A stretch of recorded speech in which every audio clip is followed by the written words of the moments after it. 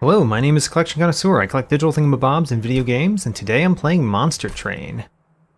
I have played this game for 7 runs now, and of those 7 runs, I've won 4. I feel pretty good about that, but I've lost every run where my primary clan was the Hellhorned, which is a little bit weird.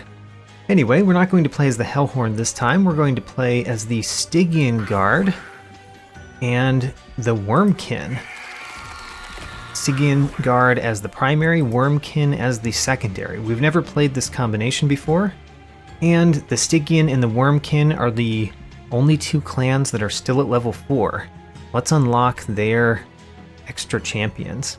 And of course, we're going to keep going on Covenant rank 4. Let's go.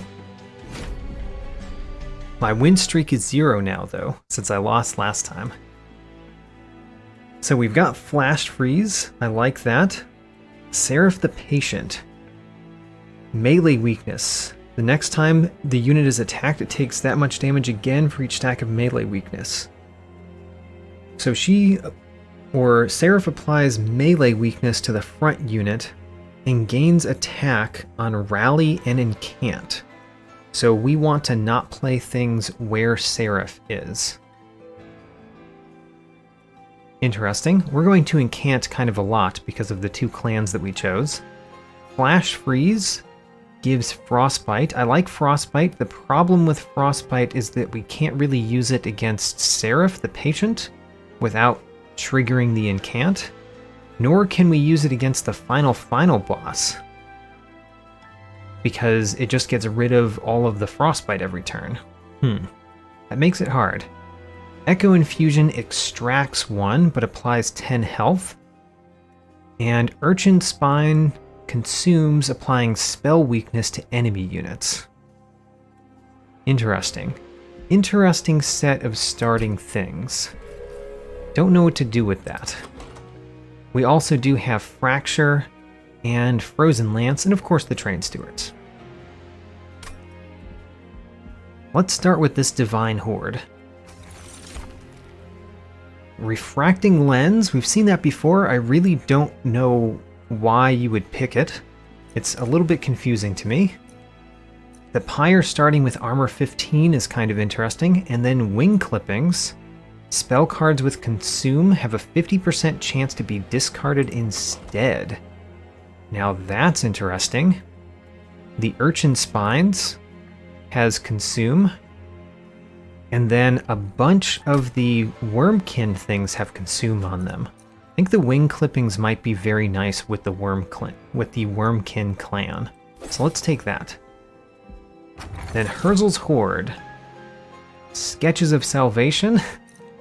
That's a weird one. We've done it once. We could do it again. What's Conscription Notice? When you first summon your champion, gain a random unit card with benefits. So this just gives us an extra unit on the first turn. I think I'm going to try it. I don't think we've ever taken this artifact before. And let's upgrade our champion. Last time we did the handheld totem for the most part with the conduit as a secondary. Damage spells costing 1 less. Unfortunately, most of the spells that we have are not damage spells, although Frozen Lance and Flash Freeze are. I think that no matter what, I'm going to want the conduit, at least 1 level of the conduit, so let's start with 1 level of the conduit and go in. I think future levels, like additional levels of conduit, are not necessarily great. You have to find expensive damage spells. So, Guardians of Light, threat level medium. Non-boss enemies can get extra attack, and we get a unit draft. I think that's very nice.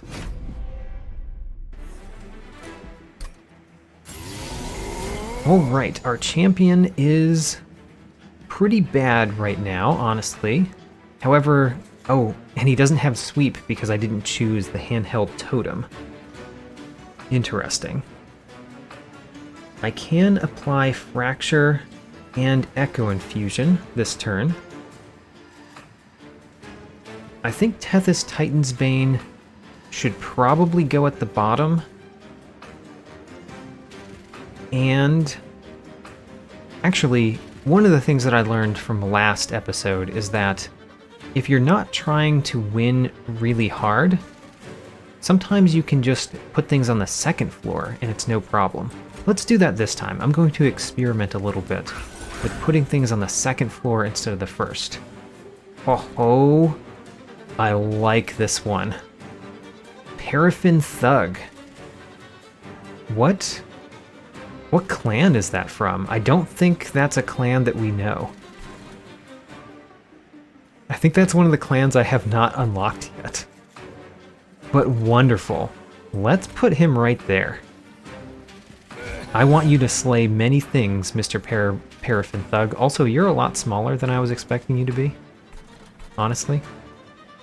And then the train stewards are going to go in between. Oh, that one can't fit.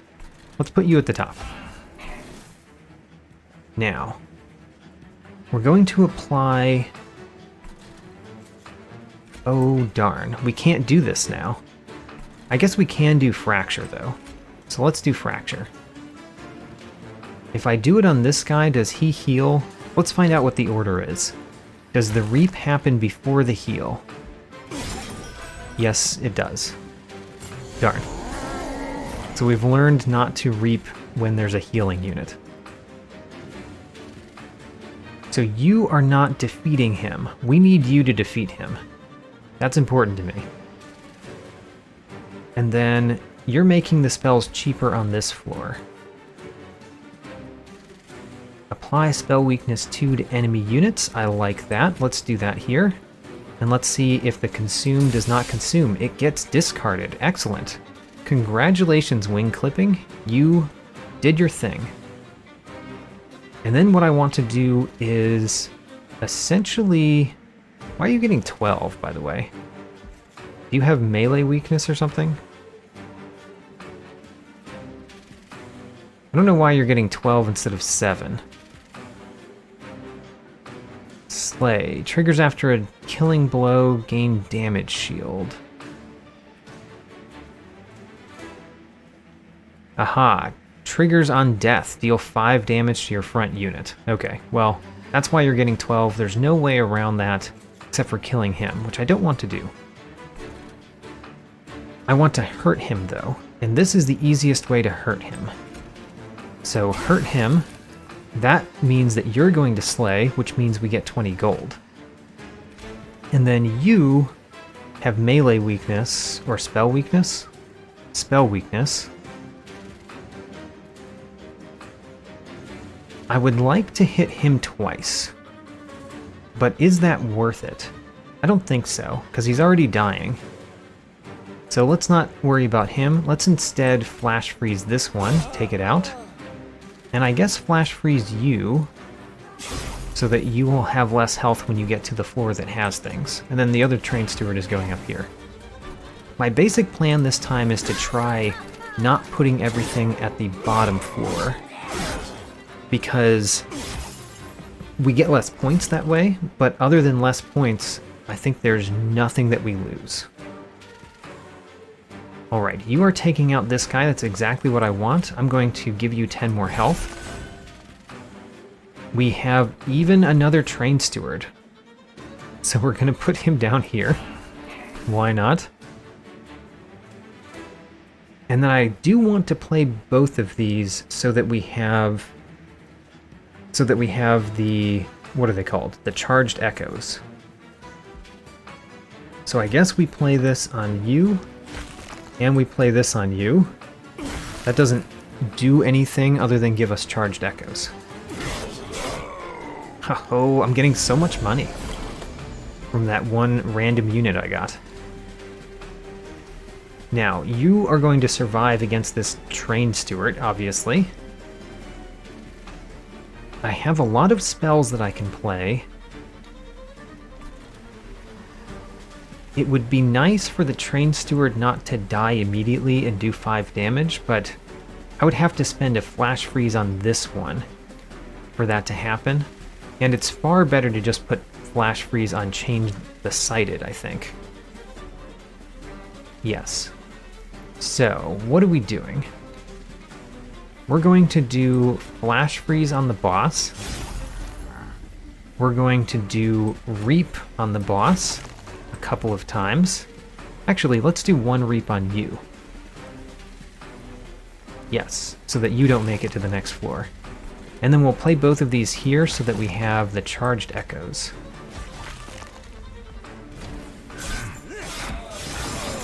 Alright, and then we should win this next one. We can purge that pretty easily. Purge that. The Echo Infusions will make this guy survive longer. I think that's very helpful. And we're already winning. Can we get him to slay? Maybe.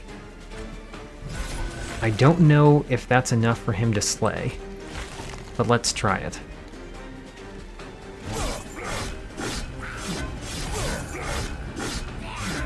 Oh, yes it is. So we got 20 gold as well. Very nice. All right, that went very well, and I think starting things off on the second floor is an intelligent thing in several battles. I do like my Crypt Builder. We could get another Flash Freeze. I don't really think that's the way we want to go with Seraph the Patient and the Last Divinity.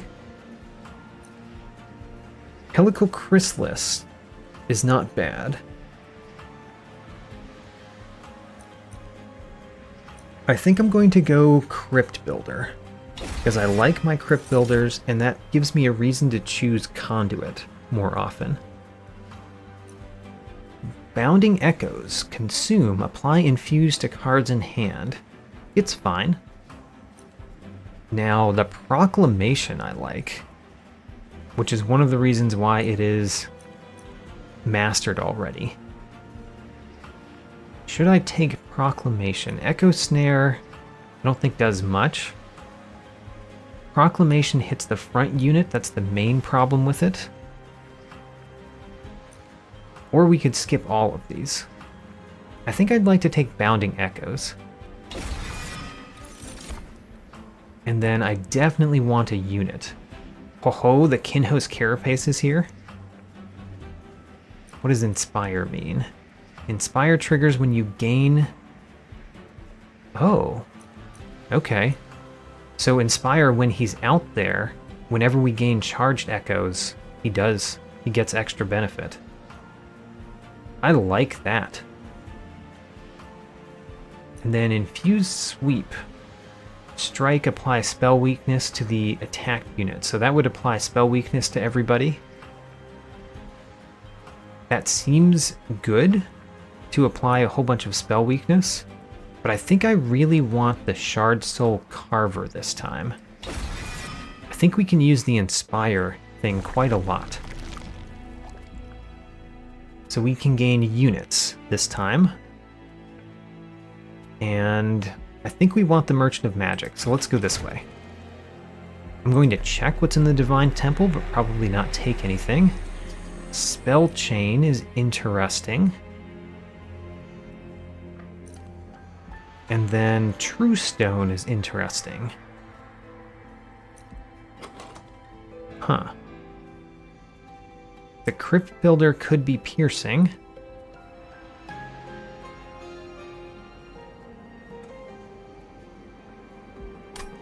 I do like the True Stone option.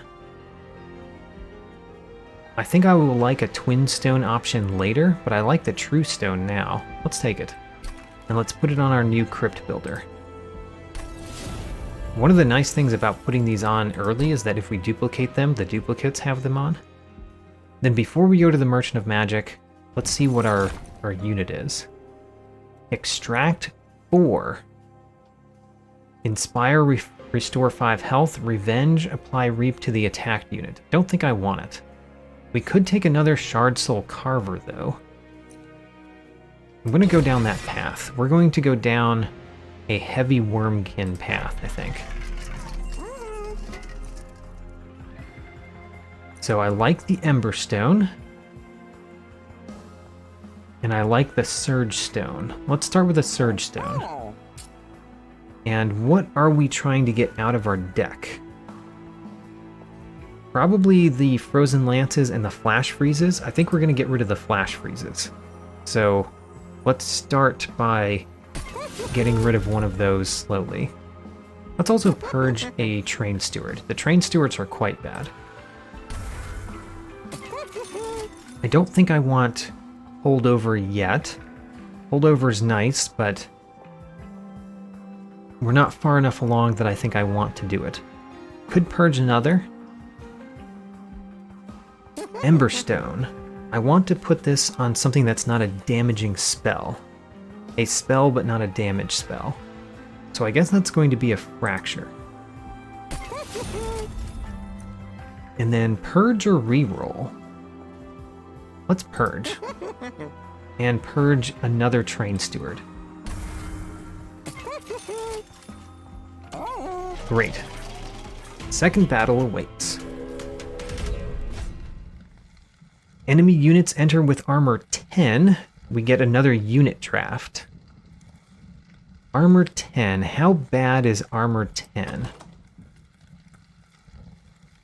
It's bad. But I think I'm still going to turn it on, because I don't think it kills us. And if it doesn't kill us, then it will only make us stronger. And again, I am going to do things on the second floor. I think that's the way I want. So we could do Bounding Echoes first. If we do Bounding Echoes, then it applies it to these two. Let's put the Tethys Titan's Bane out first, because the Bounding Echoes can be used after that on what gets created here. Do we want to go on the bottom floor? I don't see a reason to go on the bottom floor.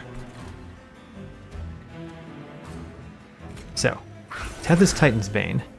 We get Animus of Speed, which is quick. That's really nice. And then we're going to do Bounding Echoes. Let's see if that gets consumed. It got discarded. How about that? That's only supposed to happen 50% of the time, right? Yep. Happened 100% so far. You are going up here. And then we're going to put the Animus of Speed right there. And then I could hit you a couple of times, but honestly, I just want this guy to get stronger. There we go. We did get a purge because of the back guy, which I don't like. Now, what do we do here? Honestly, I'm not sure. We don't have any more space here. We could put a couple guys at the top and still do some things here. I don't like these Sinner's Burdens. Because we didn't go at the bottom, I think we're going to get a fair number of those. And then you're not dying currently. That can be solved. In fact, that can be solved like this, no problem. Almost. Almost, no problem. Alright, you're going to go up there. Be my next in line. Do I even play the Train Steward? I don't think I do. I think I play Fracture here on you. That takes him out, and then get rid of the Sinner's Burden. Actually, is getting rid of the Sinner's Burden any better than getting rid of a Train Steward? I guess not. I guess the Train Steward, getting rid of that is better. Oh, right. Let's put the Train Steward up there.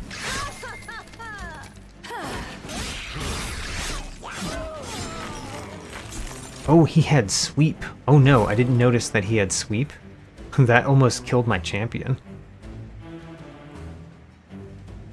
Now, none of you have Sweep, which means we can do Fracture on you. That will kill you, make my unit a little bit better. And then we're definitely playing the rest of these. We can't play the Fracture up here. I would love to make him stronger, but we can't. So I guess we just play Fracture here as well. And then we're purging this, and who do we give 10 health to? I kind of wanted to give it to you in fear of sweep units, but let's continue giving it to this guy in the front.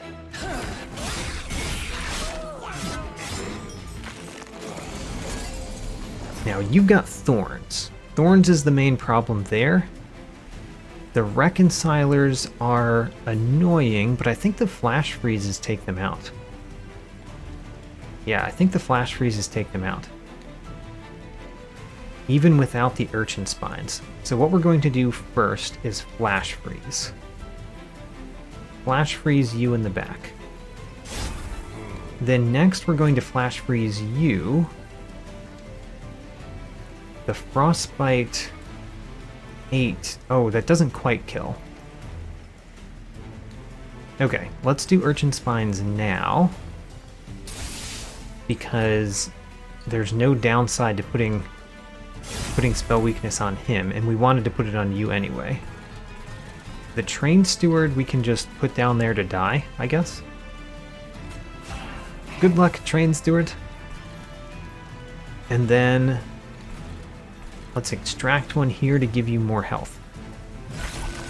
Oh, I actually could have put it on him, because he's got thorns. The spikes are a reason to not put it on the front one. Still, I think we're going to win. Yeah, we already win.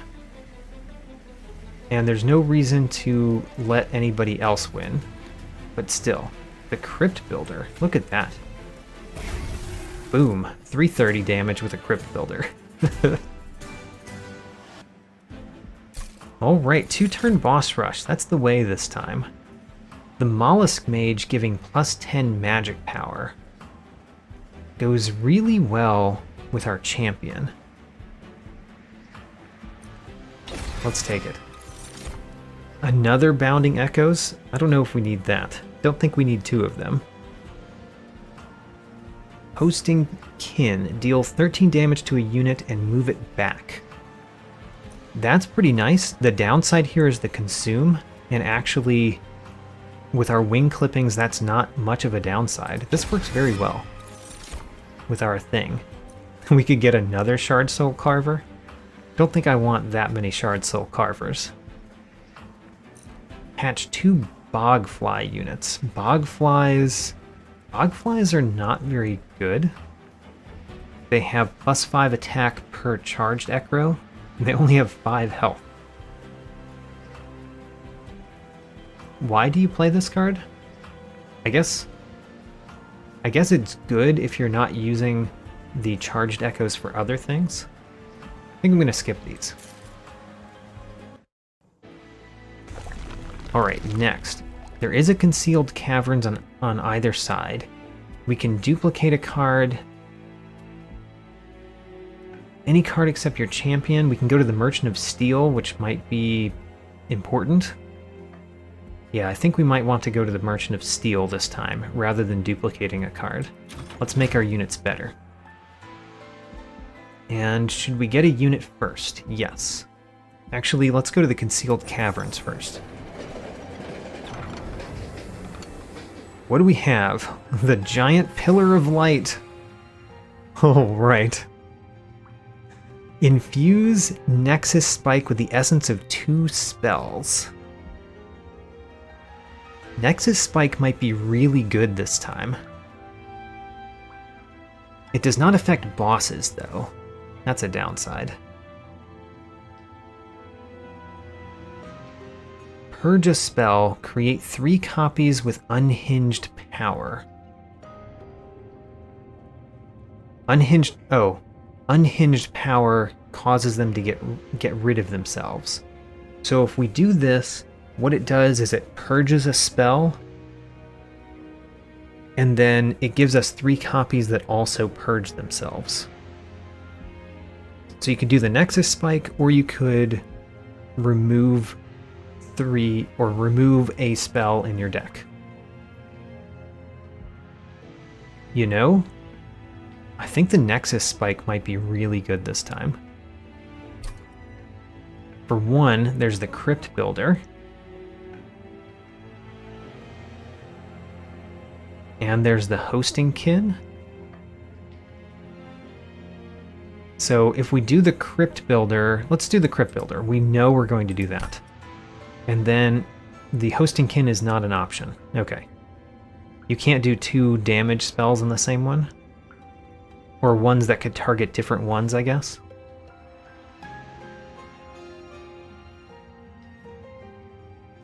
The urchin spines are interesting here. I wonder what order that happens in. Let's do it. Alright, so we've got a Nexus Spike, which is a cheap crypt builder, but it doesn't hit bosses. Not hitting bosses is the major downside there. An Eel Gorgon. When you incant, he gains Multistrike. And then every turn, he gets rid of his Multistrike. I still like it. The only problem is the 3 health. The 3 health makes this not as good. I still like it though. And then let's make these units nice. So Immortal Stone, I don't think we need. I like the other options. Who do we put the Heartstone on? The Eel Gorgon? The thing that I said the downside is that he has little health? Yeah, let's do that. The Eel Gorgon is going to get both of these, I think. So the Eel Gorgon gets more health, and he gets more attack, which gets very much affected by the Multistrike. And then, haha, upgrade a unit with Incant Game Armor 2. That's what I wanted, honestly, because I wanted to put that on one of these Shard Soul Carvers. And then Heartstone. Heartstone could go on the Mollusk Mage. Let's make the Mollusk Mage a little bit easier to survive. There we go. The only problem is I have enough units that I have not enough places to put them all. Enemy units enter with armor 5. Talos attacks every turn and pushes attack units back. Okay.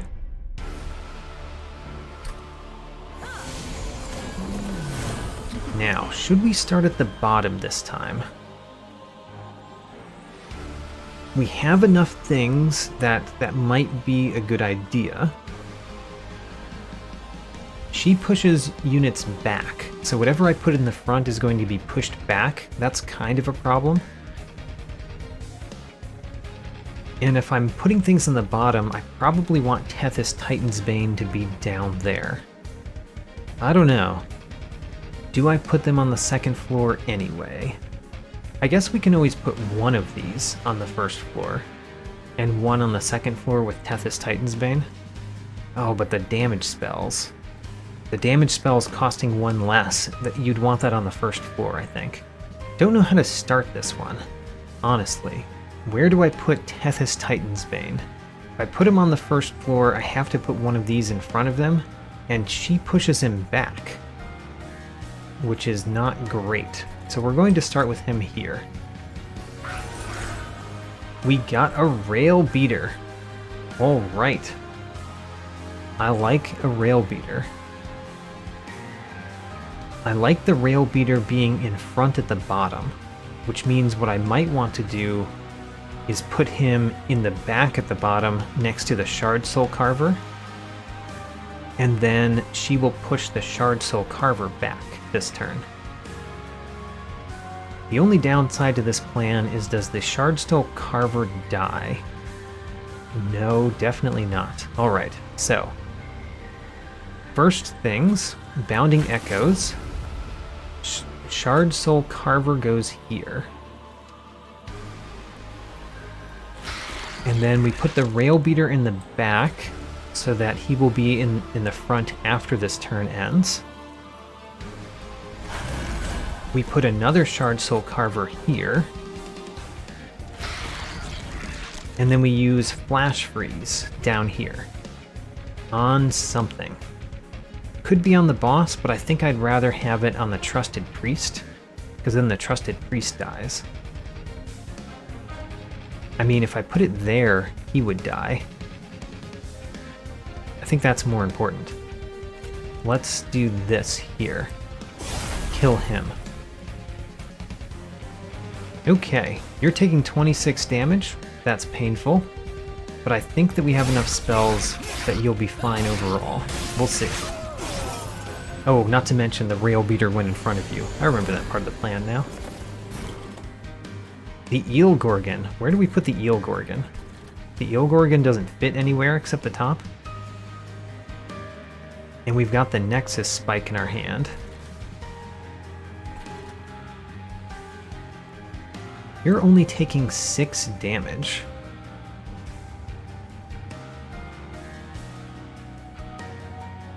Let's see here. I've got too many spells that I want to play. I could just ignore the bottom. There's really not much happening there. We could put the Eel Gorgon at the top. I do like the Eel Gorgon being at the top. Let's do it. Eel Gorgon at the top. And then we're going to do Fracture up here, which gives the Eel Gorgon Multistrike 1. Now let's see if he gets Multistrike 2. He does. Oh yes, that's exactly what I wanted to see. Did not know if that is going to be how it worked. And then the Frozen Lance here just to make him a little bit better. Great, this is going well. I'm actually using the entire train, which is unusual.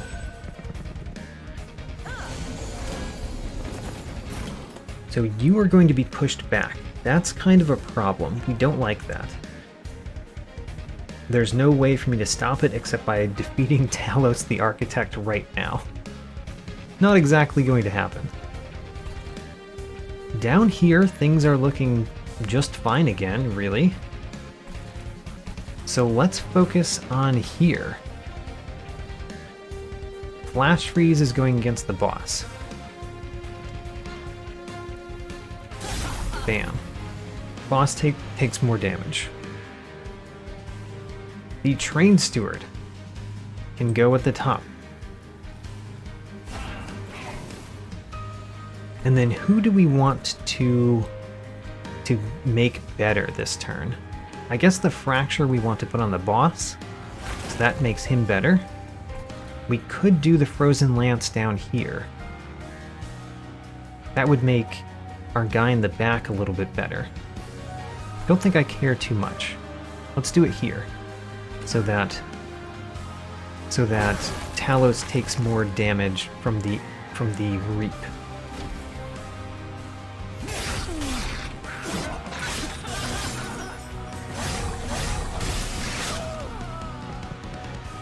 This particular battle is going very well. I don't like that you are being pushed back, though. Don't like that at all. We can play a Crypt Builder, but it's expensive. We could play the Crypt Builder here, and it'd be slightly less expensive.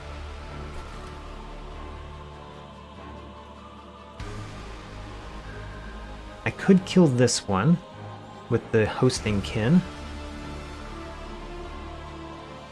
Are you the one that has Incant gain armor 2? You do. So I do like that plan. Let's do that first. What do you get? Incant, you got one attack value. Okay. Up here we can do the Mollusk Mage and the Crypt Builder. I like that.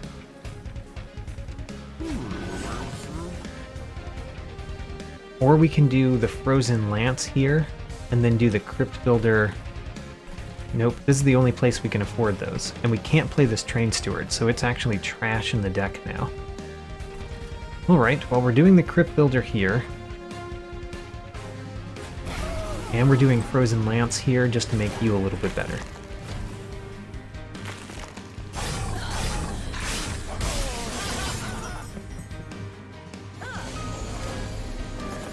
Oh, she went to the top. Oh, you went to the top? We can play so many spells this turn. This one we can't do, right? Up here? Because it doesn't affect bosses. But we can do the rest. Let's look at what's happening elsewhere.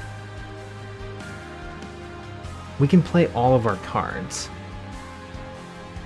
So I think we play as many spells as we can up here. Which means Fracture on the boss. Which means Echo Infusion on somebody. Well, the Frozen Lance goes on the boss, I guess. Echo Infusion could go on the Train Steward. Or we could let the Train Steward perish. We have another Train Steward. There's no downside in letting the Train Steward perish, I think. There. So now the boss is taking 93 damage. Next. No problem with you going up another floor, so let's just let that go. And we get to do this here. Bam.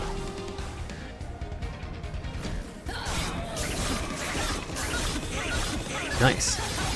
The boss is down to 190.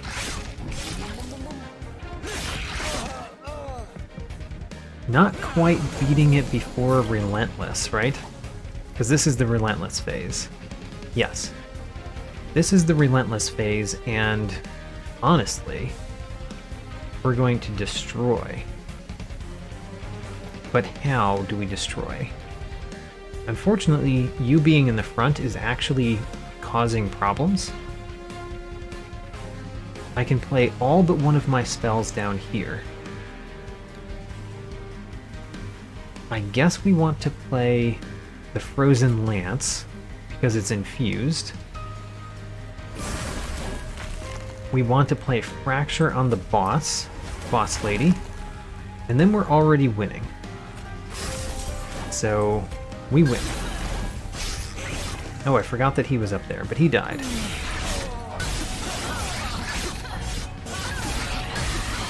And we defeat Talos the Architect without much trouble. Let's keep going. So the Hoarfrost Elegy is not a damage spell, so it doesn't get affected by the Conduit upgrade. Apply +6 per charged echoes, clear the charged echoes. I think I like that. And then this is Pyre Bound, which means you can only play it in the Pyre Room, which is weird.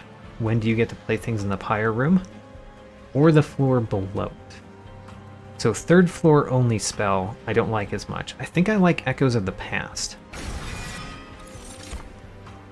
Infused Shell 12. We're definitely not doing shell units here. The Guard of the Unnamed is not bad, but at some point we have so many units that, what are we doing? I think I will take the Guard of the Unnamed, but I'm not sure if it's a good idea. Now this one is a very hard decision. It's either going to be Herzl's Compound or Light of Seraph. I think we've got to start with Light of Seraph.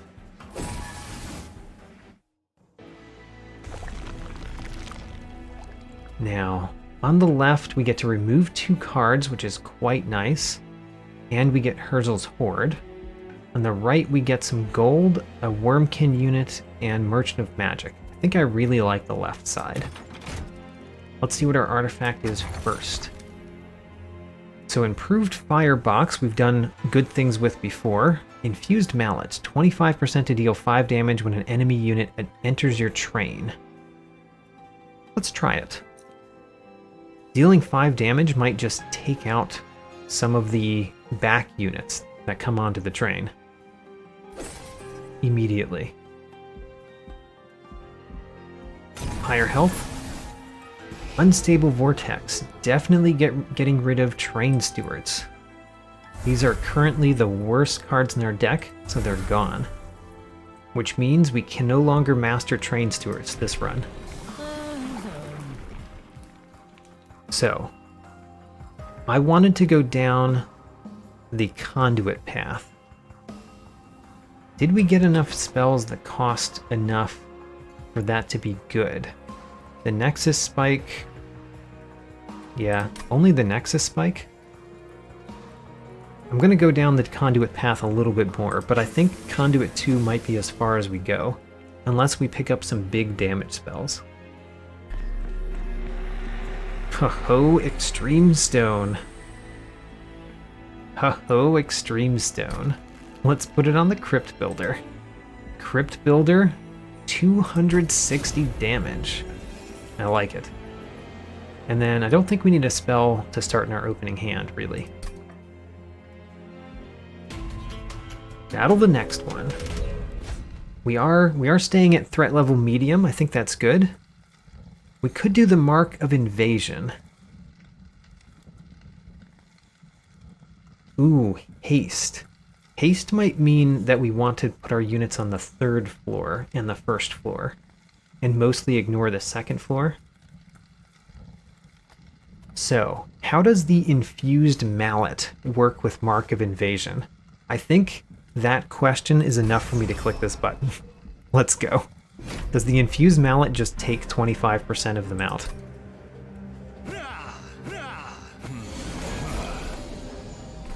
None of them? None of them got hit by the mallet? I guess the answer is no. It does not. So what do we put on the 3rd floor, which is the floor that everything's going to hit? I guess you? The Eel Gorgon could potentially go on the 1st floor. Yeah, maybe the Eel Gorgon goes on the 1st floor. Let's start with Tethys Titansbane. You're going to be on floor 3. And then we got Cold Celia. Cold Celia is actually a pretty nice unit. Applying Frostbite 3. Interesting. Cold Celia could get rid of the clipped conduits every turn if we put her at the bottom. Pretty good reason to put her at the bottom. Yeah, I think so. The only problem is we need you not to die. Well, you're currently not dying, so maybe that's not a problem. Cold Celia, you are going to take out the conduits every turn. And then, do we want to put the Eel Gorgon in front of you or behind you? Maybe in front? Because who do we want to take the damage more? Probably the Eel Gorgon, unfortunately. Eel Gorgon goes in front. Actually, Guard of the Unnamed can go in the front here. Because he gains things. Gains armor, as it is. And then we probably want to do this somewhere. Maybe at the bottom so the Eel Gorgon kills this guy. Almost kills that guy. And then I could kill one of these, but if I did, my guy would die. So I'm not going to. We need to put somebody in front of our champion at the top. Now that we've decided to put our champion at the top. Tiny bit of damage to the pyre.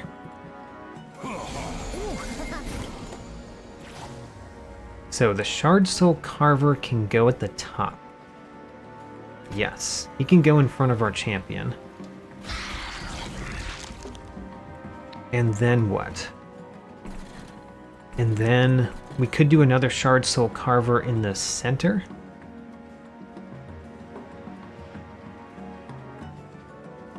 Push the unit to the back. Pushing the unit to the back does what? I guess it means that this 5 damage will go against the clipped conduit. I like that. I like that. Let's put the Shard Soul Carver on the middle floor. Currently, not everybody is dying up here. Don't need everybody to die, but I would really like the Collector to die. So what we're going to do is Hosting Kin right here. That will push you back, which means we're going to deal more damage to you, a little bit more. And that gave 3 armor to our guy, which I think is important. And then because we chose the Mark of Invasion, we've got to deal with the top. I'm going to do both of these at the top floor. I guess that's going to be on the Collector, so that the Collector will die once we do it on one more of these guys. There we go. Now all die except for one. Great. And of course the Collector dying is important, because we get that 75 gold. We need to play a few more spells at the bottom, so that our guy down there gains some armor. Ooh, I don't like you. Don't like you at all. We could play Bounding Echoes for a little bit. Let's play Bounding Echoes. It did not get discarded that time. It went to the consume pile. And then I believe the guy that needs the most health is you, so let's put that there. And then you have a damage shield, which nullifies the first source of damage. We could play all of our spells at the bottom. I think that's perfectly fine. That'll mean that the Eel Gorgon does a lot more damage. So, in that case, Frozen Lance goes on you. The Fracture could go on you. I'm not saving any health down here. And you're not dying, but you'll probably die when you get there. We'll see. I'm trying to think if there's a reason to do either of these to a particular enemy. I guess no. If I don't see a reason, we're going to just do that.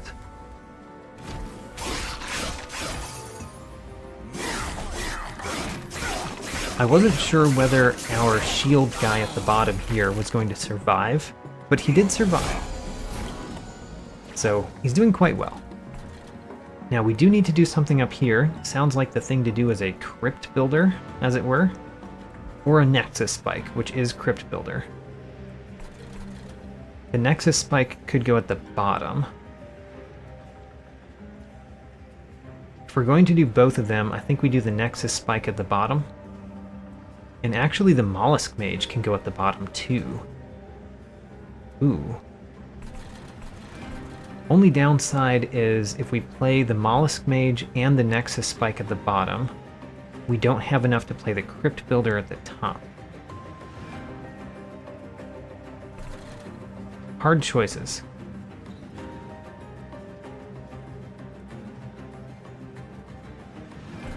I think we do need to play the Crypt Builder at the top, because I don't want him getting to the pyre. So, Crypt Builder, you're going there. Now the question is, do we play Nexus Spike here? Which will take out the front one and do things to the other ones. It'll apply spell weakness. I think it's worth it. I'm kind of sad that I'm not playing the Mollusk Mage this turn. But oh well, we're not playing it this turn. And then we're going to play Frozen Lance up here to give you some more armor. I think the units that have Incant gain armor are much better than I thought they were. Now, what do we do here? I guess what we do is we play Fracture on you a couple times because there's no other good Fracture target. And then we could play Frozen Lance here to kill you off. I think that's worth it. And then we can Echo Infuse somebody. think let's Echo Infuse our front guy down here again. There we go. Give him some more health. I think I like those Echo Infusions that we randomly got at the beginning. Oh. Alright, we can do some good things here. For one, the Nexus Spike. Oh, the Nexus Spike doesn't affect bosses, right. So the Nexus Spike is doing nothing. But we can do Echoes of the Past. We can actually play Echoes of the Past after doing Frozen Lance. Which means all of our units will gain a lot more attack. Particularly this one that has a whole lot of Multistrike. There we go. And then we're already winning. Let's see how much damage we can get him to do, though. So, let's Flash Freeze you, and Hosting Kin you. Alright, 39 times 5. I think that's a pretty good attack.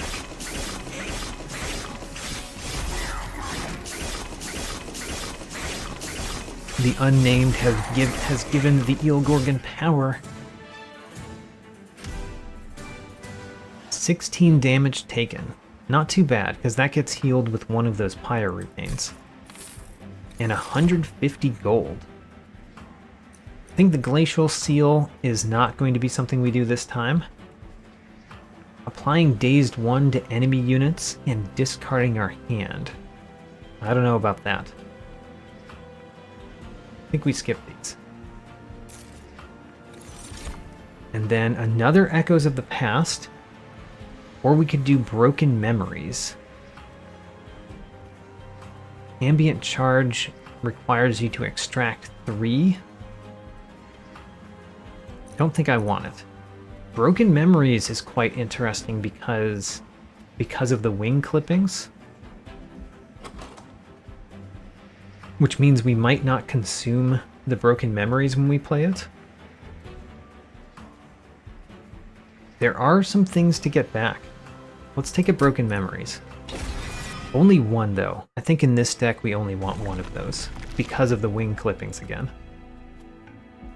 So Merchant of Magic and a Concealed Caverns or Unstable Vortex Merchant of Steel Gold. Definitely going to the right here. And we're at 40 pack shards. What do we have next?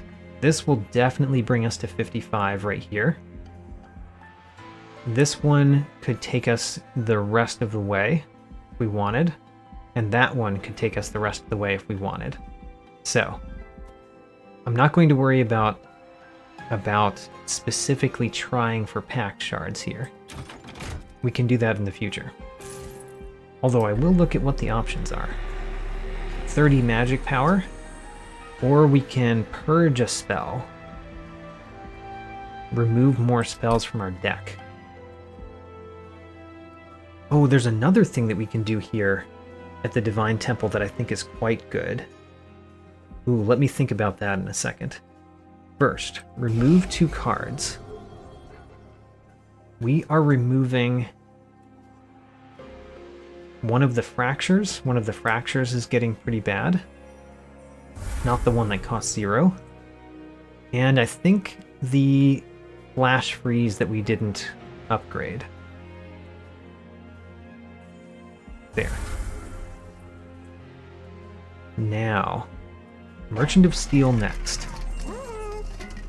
Upgrade a unit with +3 per echo. Those are the echoes that are there, though. So that's going to be at max +15. And oftentimes it's not going to be that. Large Stone. I do like the Large Stone. But for the most part, I don't care about these. If we had a Large Stone, who would we put the Large Stone on? The Eel Gorgon? The Eel Gorgon. How much does an Eel Gorgon take up? Only 2? Yeah, we could put an Eel Gorgon.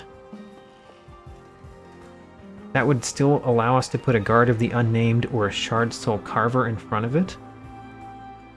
Oh, but the Eel Gorgon already has both of its upgrades. Darn.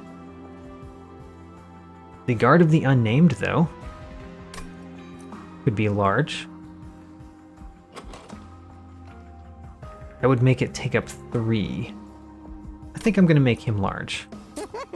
So, Guard of the Unnamed gets large. And then let's reroll. Endless I don't really care about. Plus 25 health. I think I might like that on somebody. Maybe on one of the Shard Soul Carvers.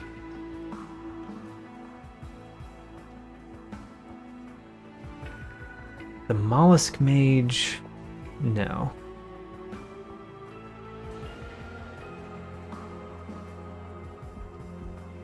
Yeah, let's put the Heartstone on a Shard Soul Carver. How about this one?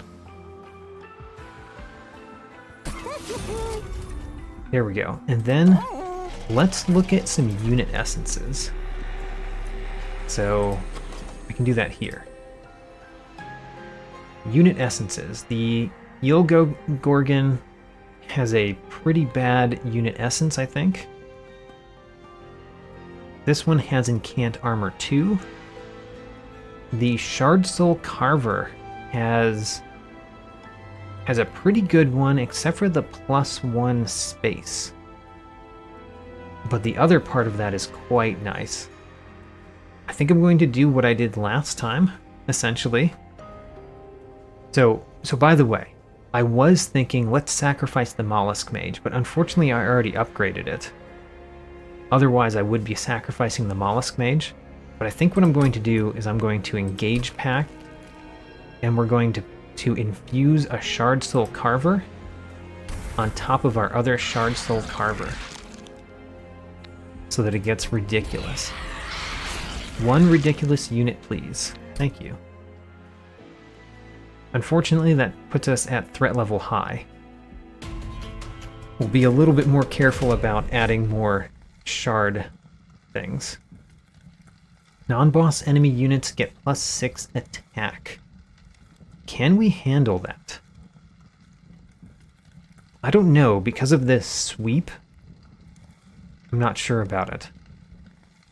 I'm going to not turn that one on. Also, I probably should have spent more money to remove another card in my deck. We'll have to do that at a future point. Hey, you got hit by the mallet. First time somebody got hit by the mallet, I think.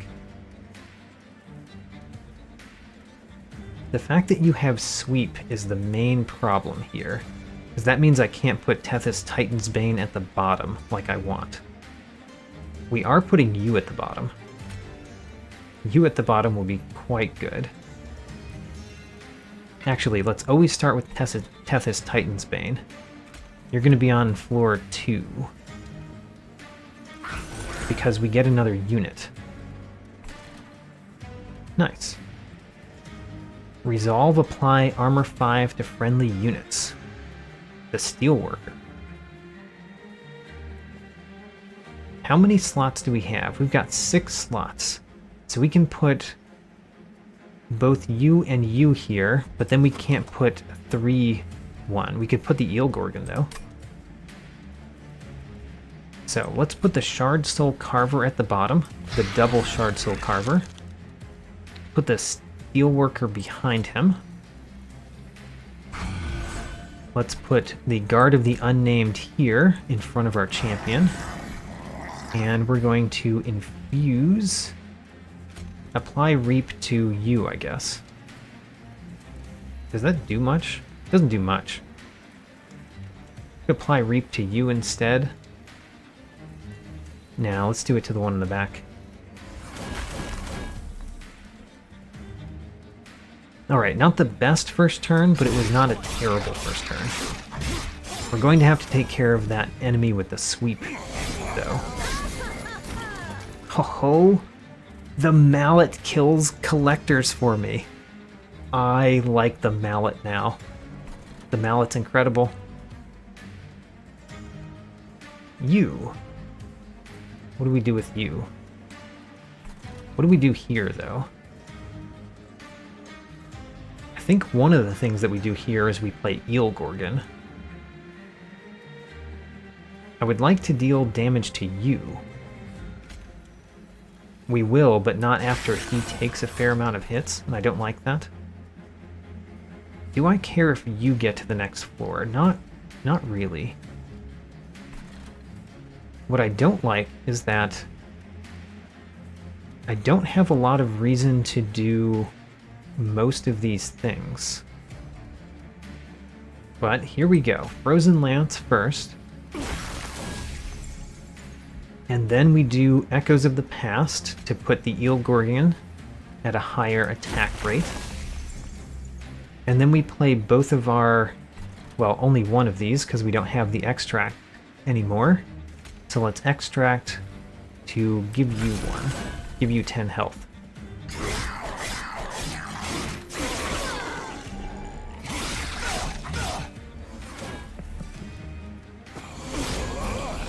I think I like my Eel Gorgon a lot. The Eel Gorgon is neat. Bounding Echoes. Let's go. And then you are dying already. You're dealing 5 damage. So I don't think we need to do anything to you. Here, we can move you to the back. Ho-ho. Let's move you to the back. Oh, that got consumed. We might have to unconsume it later. And then we Crypt Builder you. Bam. Very nice. And then there's no reason not to play these, unless I wanted to keep the Flash Freeze, which I do not.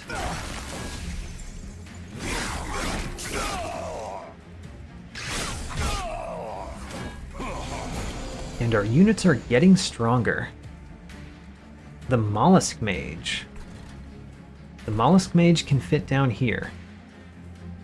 So I guess we'll put him down here. And then Nexus Spike.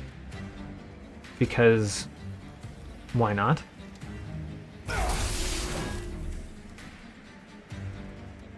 You didn't die? I'm actually surprised you didn't die. Oh well. And you're only getting 25 damage. Interesting. Well, let's give Spell Weakness to both of you. Not that you didn't already have it, but there we go.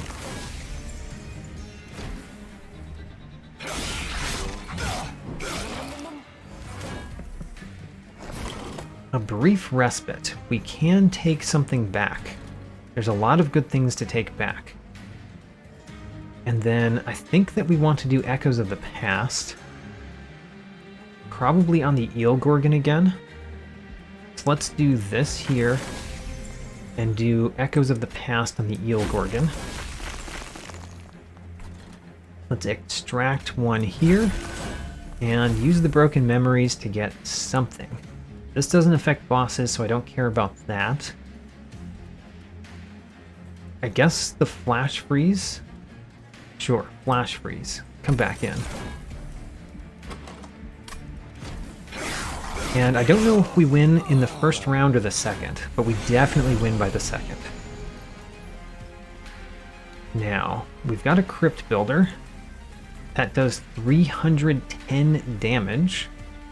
Seems nice. Yeah, let's do 310 damage. Bam. And then we don't win on the first floor. So instead, we're going to win on the second floor, quite handily.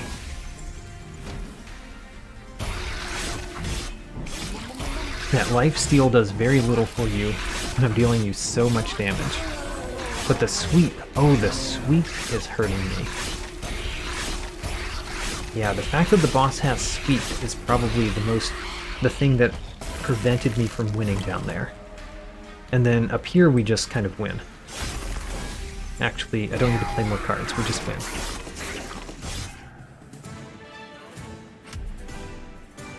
There we go. Deep Offering. Infuse, consume, discard your hand, draw 5. It seems good. It seems good. Apply sap 3, discard a card at random. Whatever. Apply dazed 1 to enemy units, discard your hand. I think I like the Deep Offering. And what I'm thinking here is that if we can use some of the Ember discounts to make this cost 1 or 0, it will be a much better spell. Deal 5 damage to enemy units per charged echo. Don't want it this time. Infused Consume. Gain 1 Ember per charged echo. Interesting. Do we often need Ember, though? I'm not sure. It would be good if we had more ways to draw cards, which we just added to our deck. Let's take it. And now, there's a Merchant of Trinkets on the left. I like that option. There's Herzl's Horde on the right. I don't think I want the Merchant of Steel right now, and I don't know if I care about the Concealed Cavern, so let's go left. And we're taking the Divine Horde, certainly. At the start of battle, add 2 charged echoes to each floor. I do like that. When played, your champion gains plus 50% max health. Not great for the champion we have. And I do really like the Cheater's Hand. I think the Cheater's Hand is quite good. Let's take the Cheater's Hand. And then Pyre Remains, return. And the Merchant of Trinkets. There's the Mark of the Champion, where your champion gains plus 50% attack. Also not for our champion. Our champion is not doing damage, really. The start of battle, the top floor gains 1 charged echo that cannot be removed. Fine. Or the Tempered Talisman, plus 3 magic power. I like it. How many cards do we have that use that magic power? The Crypt Builder, the Frozen Lances, which are going away, the Hosting Kin, I like that, and the Nexus Spike. Could use another good damage card. Let's reroll. When you summon the second unit during a turn, gain 3. We do that quite often. Hell's Banners might be good here. 50% chance to apply Silent when an enemy unit enters your train. Sigilled Seaweed. I like that. And I do not like the Rationing Scales. We're going to take Hell's Banners and move on. I think we're quite strong. Archus Darkness Incarnate is going to be worse than usual.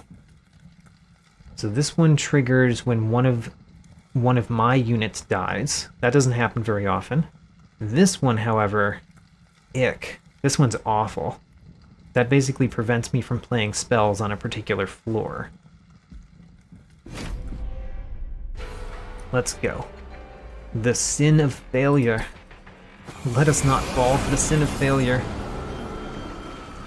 So there's a looming one there this turn. We get to put one of these cards on top. Let's see what we have to deal with first.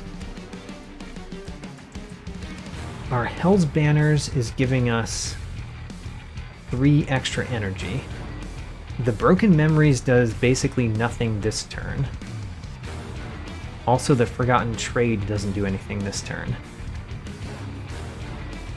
Huh.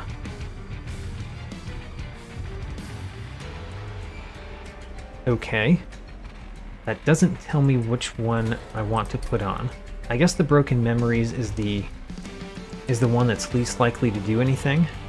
But this one is the most likely to do something next turn. So let's put this on top. And where do I want my units? Definitely not at the bottom.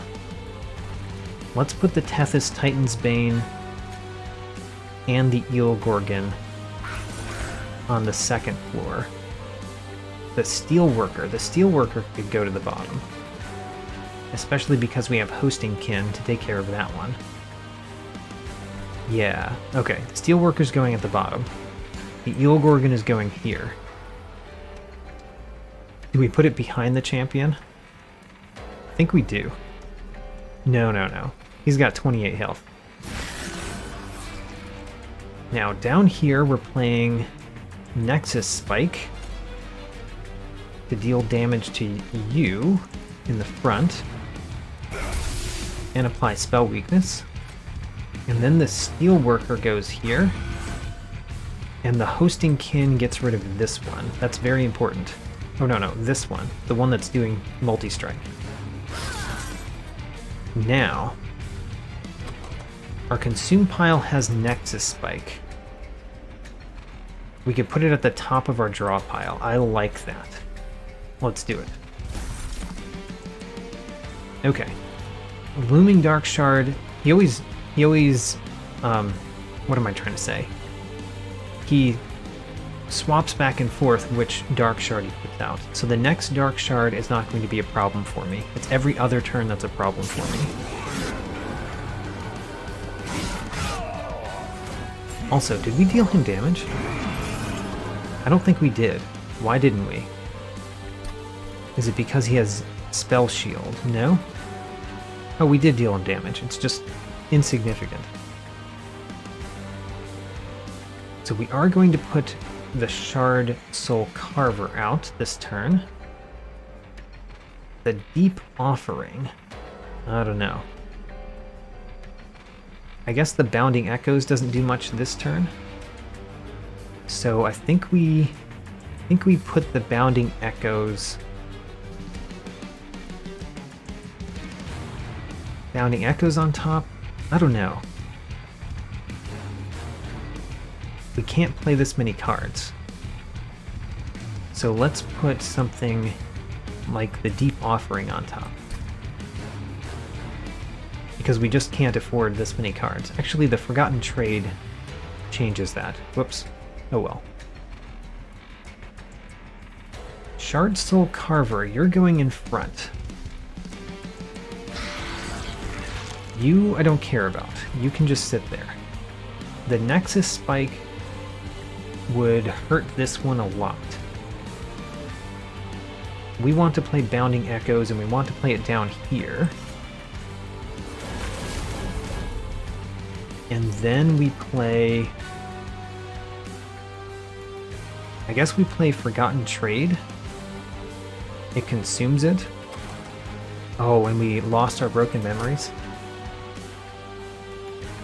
It allows us to play Echoes of the Past this turn, though, and I think I like that.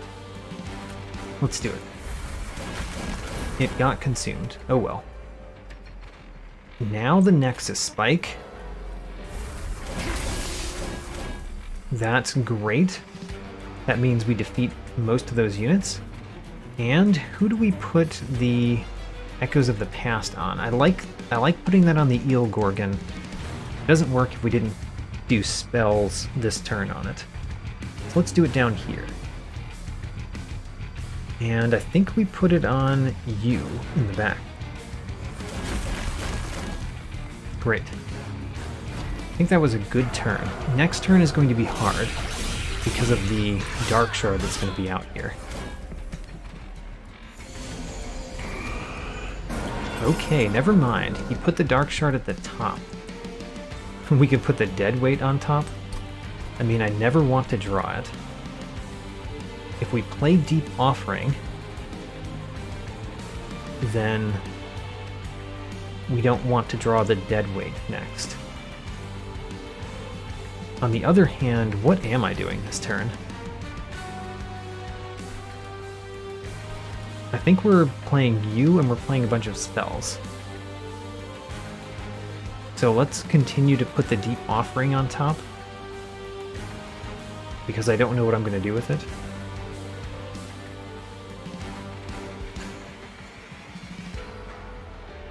No, let's play the Deep Offering this turn. So, Guard of the Unnamed goes here. The bottom is fine. We don't care about the bottom this time. Except for maybe the Urchin Spines. Yeah, let's play Urchin Spines at the bottom.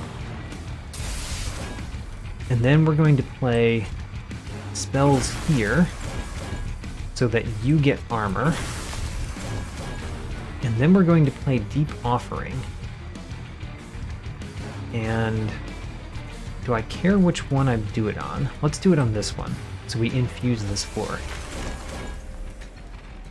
Can't afford the Mollusk Mage. We could do an Echo Infusion. I guess there's no reason not to do Flash Freeze, unless we care about the Consume, and I don't. And then Echo Infusion to give you health. And armor, for that matter. Very nice. So the second floor is beefing up. And next turn is a Dark Shard that I don't care about, so I think we're doing very well. Which floor do you go to this turn? The bottom floor. Do I want to play Crypt Builder this turn? It's expensive. Don't really want to play Deep Offering this turn. I think what we're going to do is Crypt Builder down here. Crypt Builder at the bottom. And then Reap for you. I think the Reap will take care of the Spell Shield. Not completely sure about that, but I think it does. And then here we can play the Frozen Lance. There we go. Nice. The second floor is where it's at this time. But the first floor is getting pretty powerful. Oh, the Looming Dark Shard is there. No, because I want to play so many spells there this turn. We can play the Mollusk Mage at the bottom, I think. I guess what we do is we put the Frozen Lance on top. Yeah, let's put the Frozen Lance on top. That allows me to play Deep Offering. And it allows me to play the Mollusk Mage here. Can't play anything here this turn because of the Looming Dark Shard. So, Bounding Echoes, Extract. I like the Extract 1 is now infused. And then discard this. Draw those cards. Haha. We can put this guy in the front. Don't know which one I want to die more though, because he has Sweep. I would love to play Echoes of the Past, but I can't this turn. So, Echo Infusion it is. Echo Infusion. And then let's just hit you. Keep you in the back, but hit you hard. Unfortunately, this one is making it up to the next floor, but maybe we can defeat it next turn with a spell.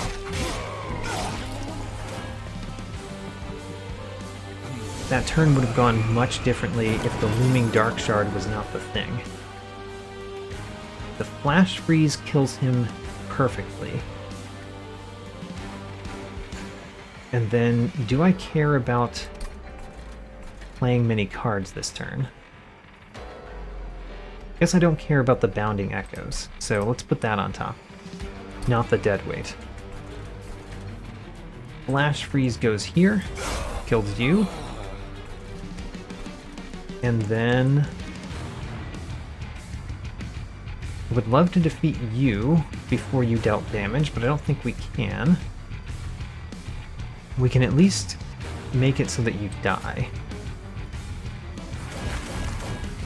There, both of them die now. You are not currently dying, we can fix that. Frozen Lance, now you're dying. And then we could Reap on the boss.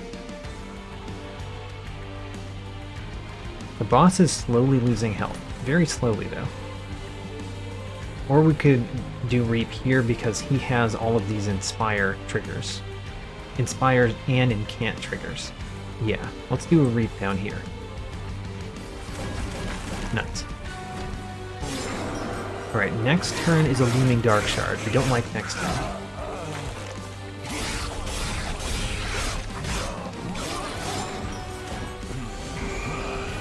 Looming Dark Shard at the bottom. Guess that means we're not playing a Crypt Builder this turn.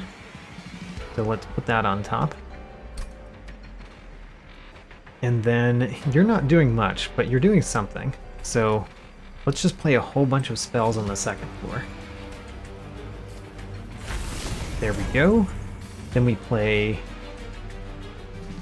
Echo Infusion to give you health. Echo Infusion to give you health. Frozen Lance. And then Echoes of the Past to apply 42 attack to the Eel Gorgon. There we go. Mr. Archus, I think you are going to die from the Eel Gorgon.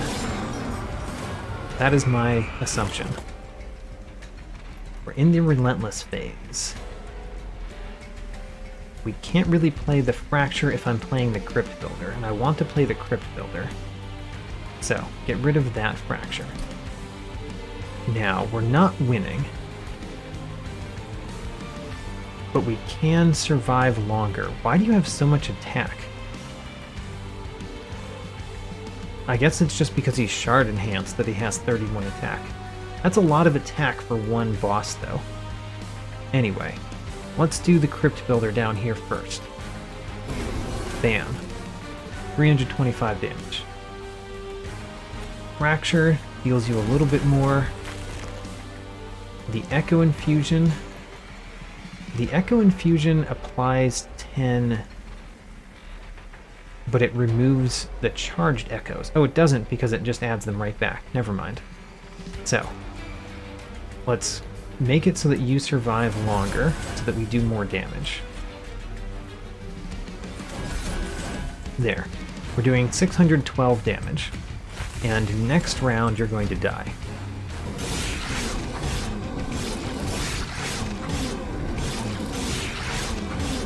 So this was battle 6. How about that? We're pretty far along, and I think I'm doing very well. I'm currently not fearing Seraph this time. Okay, we don't need the deadweight. Put the deadweight on top. And now we just do a whole bunch of damage with the Eel Gorgon. Like a whole bunch of damage with the Eel Gorgon. There we go. 93 times 6. Go, Eel Gorgon, go. Almost got him the first hit. Great. 100 gold. There's a Spike of the Stygian.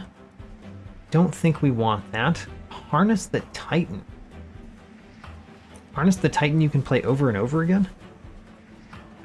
Huh. Fortunately, I don't have many spells that get magic power, but I do have a couple. It keeps the spell power, right? I do not know. Try it. And this time, I think we want Herzl's Compound. Bell's Remorse is good too, but I think we want Herzl's Compound.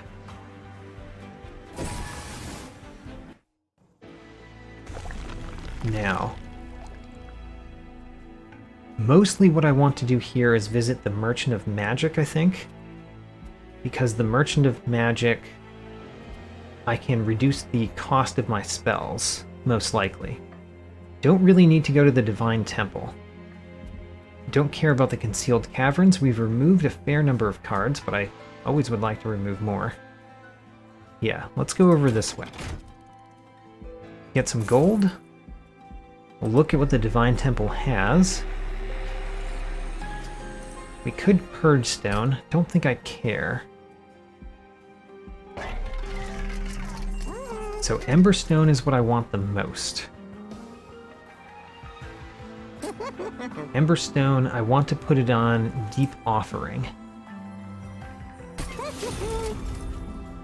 And then Do we want Stack Stone? No. Do we want Power Stone? No. Let's reroll. So we get another Ember Stone, and we can do that on Deep Offering again.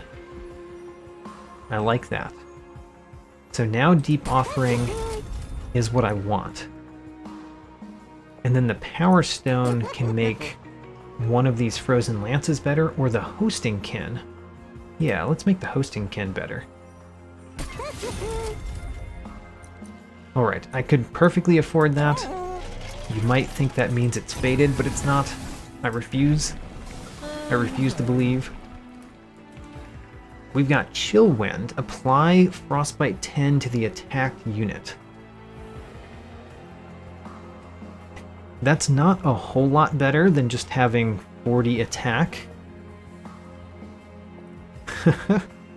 So it's not much better, which means I actually still want to go down the Conduit just because of the base stat upgrades. Alright, well, we don't really have the damaging spells that I want to have. We need some more damage spells. Like expensive damage spells to help us with this thing. Enemy units enter with armor 20. I am going to definitely not turn that on. Let's just fight this. The living armor. I've only fought this once before, and I won. But this is the second living armor we've seen. So choose a card to return. I guess it's going to be Harness the Titan, because we don't have spells to use it with. And then this is another one where I think Tethys Titan's Bane goes on floor 2, I think. Maybe. What if we put this one on the bottom, and then we put Tethys Titan's Bane there? I think that's pretty good.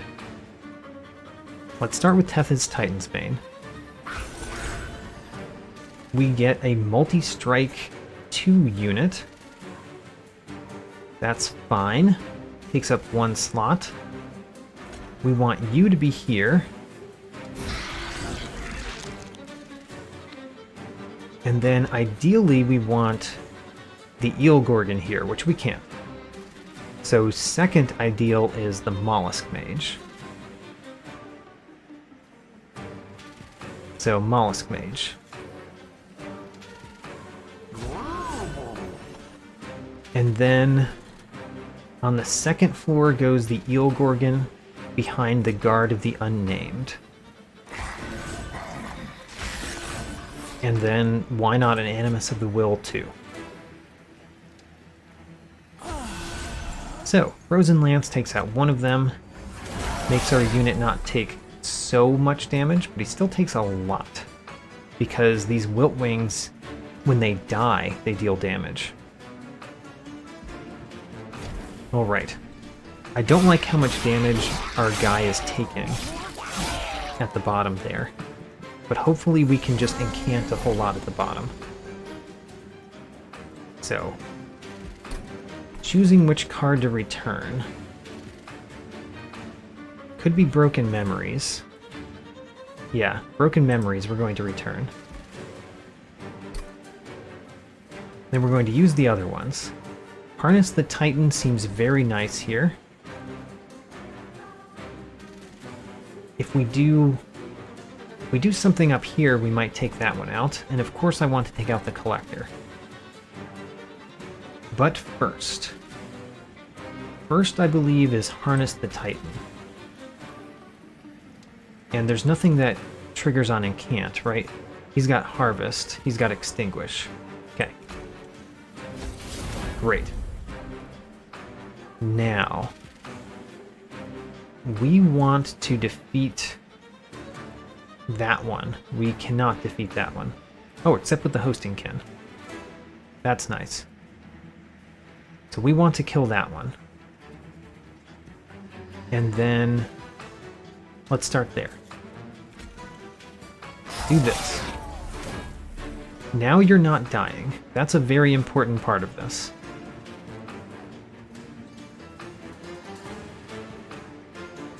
What do we do next? if we do anything here, it helps. So let's do Frozen Lance here, so that we get a little bit more of the incant value here. We do get armor whenever we do charged echoes.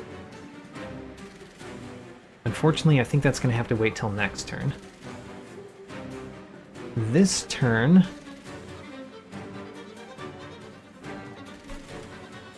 Oh, I want to kill the Collector, but I can no longer kill the Collector. This turn, I really want to do Fracture and then Echoes of the Past. I think I'm going to do that. So Fracture, Echoes of the Past.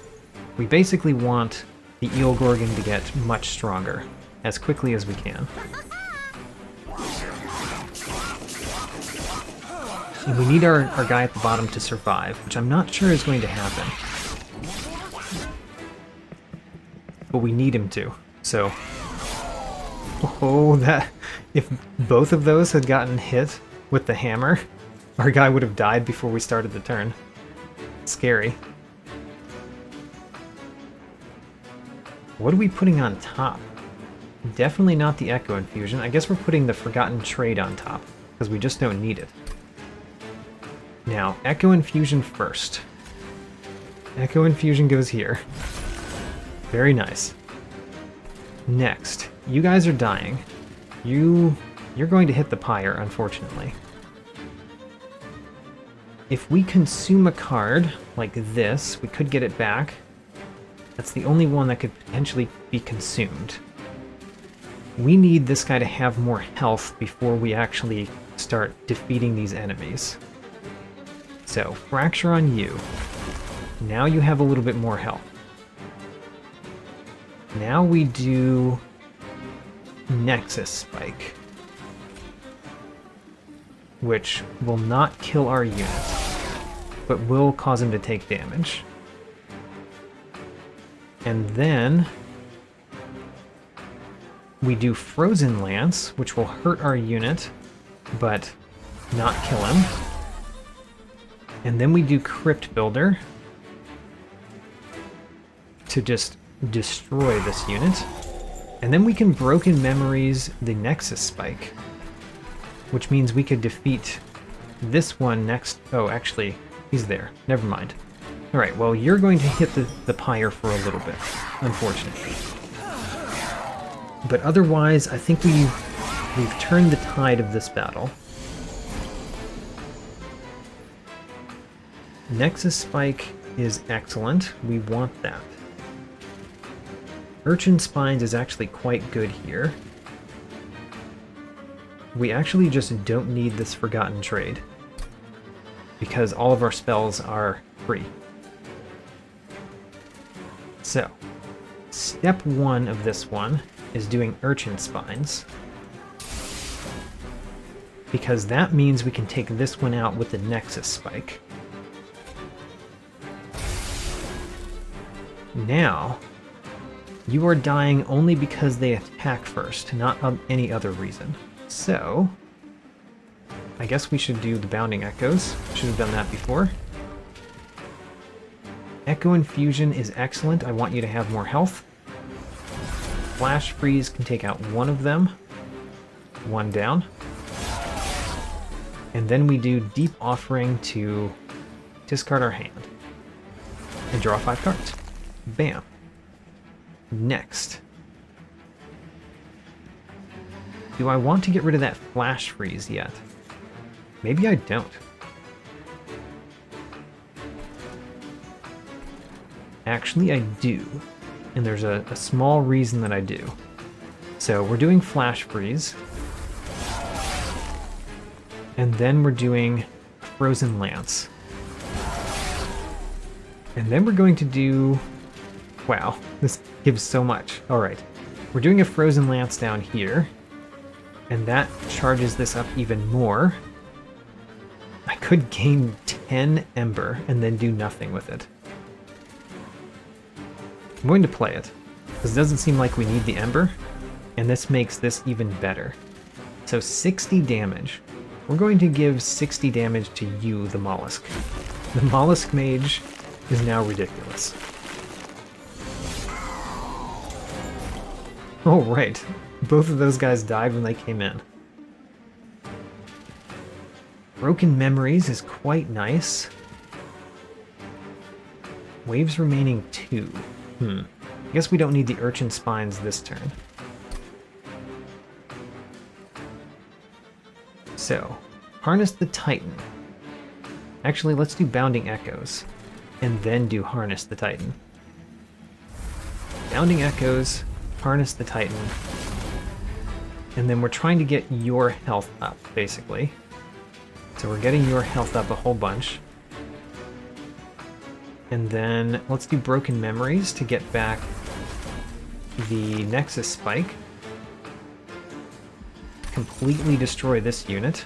Oh, never mind, that's next turn. Got it. Hit you pretty hard, and then hit you somewhat hard. There we go. Now you have enough life that you're not just going to die. And you are guarding the rest of our units, so that's important. A brief respite. Well, we don't need to put the dead weight on for the brief respite. I guess the Crypt Builder is what we want to put on top? Yes, the Crypt Builder. Crypt Builder, come back next turn. And then, until then, let's do... We could do this just to consume it. Don't think I want that. Could do this just to consume it. That is fine. It was preserved. It was not consumed. Fracture doesn't do anything this turn. We can Echo Infusion to give you more health. Echo Infusion to give you more health. And then let's go. Bring on the boss. Alright. We're already winning? Alright. Already winning. Let's do a Crypt Builder to start it off, though. Just because I like the Crypt Builder. Ooh, an Urchin Spines Crypt Builder. Bam. Now our units don't even die. Our units deal enough damage that the revenge thing doesn't matter that much.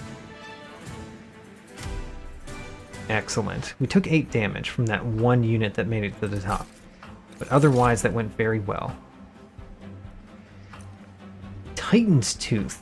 Deal 8 damage to enemy units and apply Frostbite 10. That is a 3-cost damage spell that we can take. Let's take it.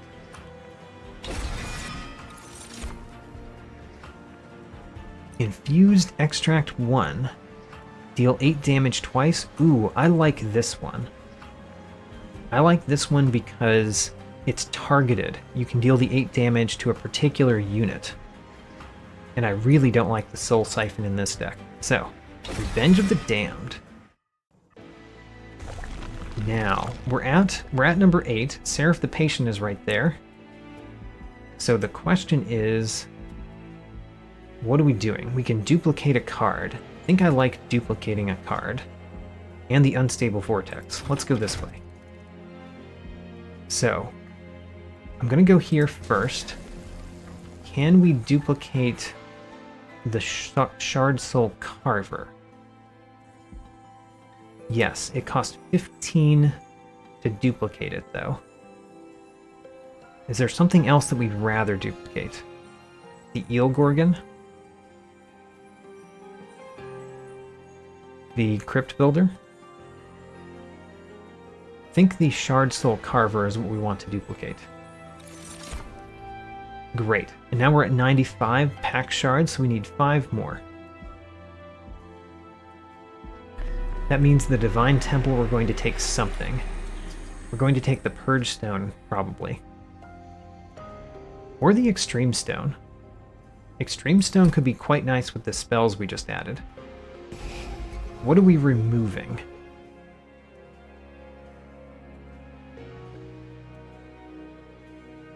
What are we removing? Could be the Urchin Spines, but I don't mind the Urchin Spines.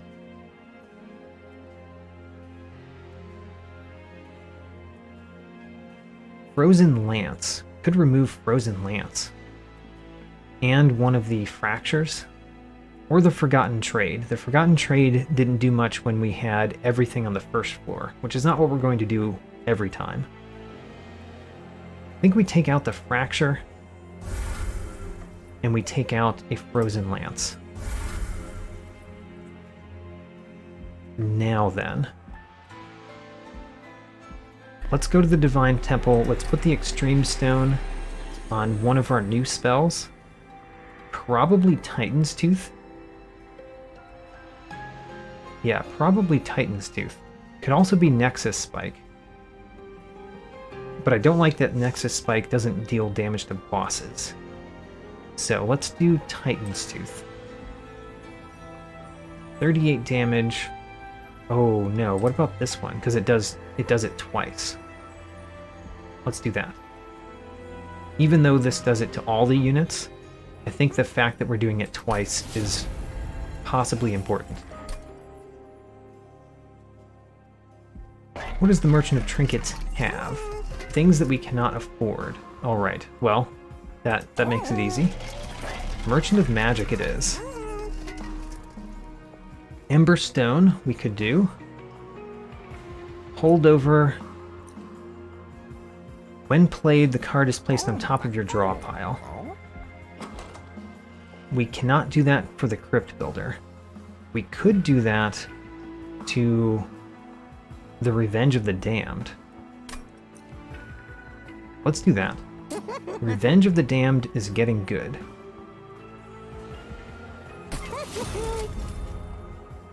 And then, do we want an Ember Stone on anything?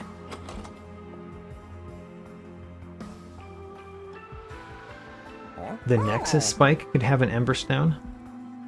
I think that's the one where the cost of the spell bothers me the most. So let's do it. Nexus Spike, you get an Ember Stone. Surge Stone. Is there anything else that I really want to remove from the deck? I guess we can look at it from this screen. The Frozen Lance? Yeah, let's put it on a Frozen Lance. And let's go to Seraph the Patient. See if we can defeat Seraph the Patient with this deck. I recall problems. Rallying Emblem. Tax of Return applies melee weakness to your front unit and gains attack on Rally and Incant. So when we incant on the same floor as Seraph, Seraph gains attack. That could be bad. Could be bad.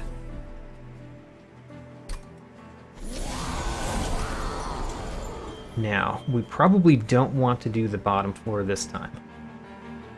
Although we could Crypt Builder, it's just that Seraph is down there. That might not be the best plan. Because Seraph will be gaining attack value every time we incant. We do have both of our Shard Soul Carvers. Is this one where we don't care about the incant because we try to defeat Seraph before the 7 waves finish? What if that's what we're doing? That would be crazy. I'm going to at least consider it. Broken Memories is what's getting put on top. Or maybe the Echoes of the Past, because we might want to do that with an Eel Gorgon, which we might draw next turn. So let's start off with the Tethys Titan's Bane at the bottom. Yeah, and Seraph is gaining attack value here. Don't like that. A Wickless Baron. Also, the Border is a clan that we don't have yet. We're experiencing the other clans. Slightly. So you're going there. You're going to go here. Do I want to put the Wickless Baron there? Probably not. Because I would rather have the Eel Gorgon there. So the Wickless Baron is going to go at the top. Now then, down here, we are going to defeat some things. You are going to get defeated. Like this. And then I could defeat you. So it triggers when you gain this on the floor.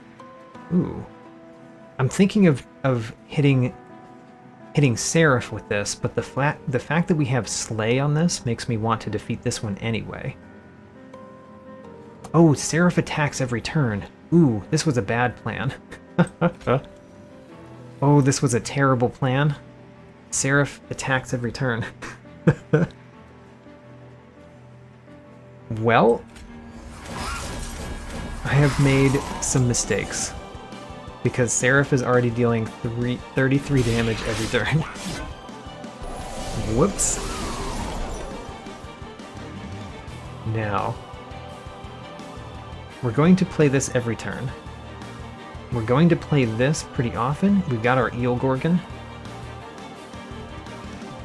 Don't know what we're doing with the Guard of the Unnamed. I guess we're doing it this turn, though. I want all of these cards, actually. Do I need this one, though? The Frozen Lance. I want it because of Echoes of the Past. Alright, putting the Deadweight on top. So, you're dying. Does that bother me? Maybe not. The Eel Gorgon goes here. We are going to put you up here, but are we going to put you behind or in front of the Wickless Baron? I think we're going to put him behind. Let the Wickless Baron die. Now then. We will defeat you. And... oh, unfortunately, the Eel Gorgon is not getting much from the Echoes of the Past this turn. It's unfortunate. But I don't think that changes any of the actions I'm taking right now. You're getting 20 damage because of melee weakness. Ouch. So, the Eel Gorgon is still getting this power, because I think that's important, and you are getting the 10 health. There we go. Goodbye, Wickless Baron.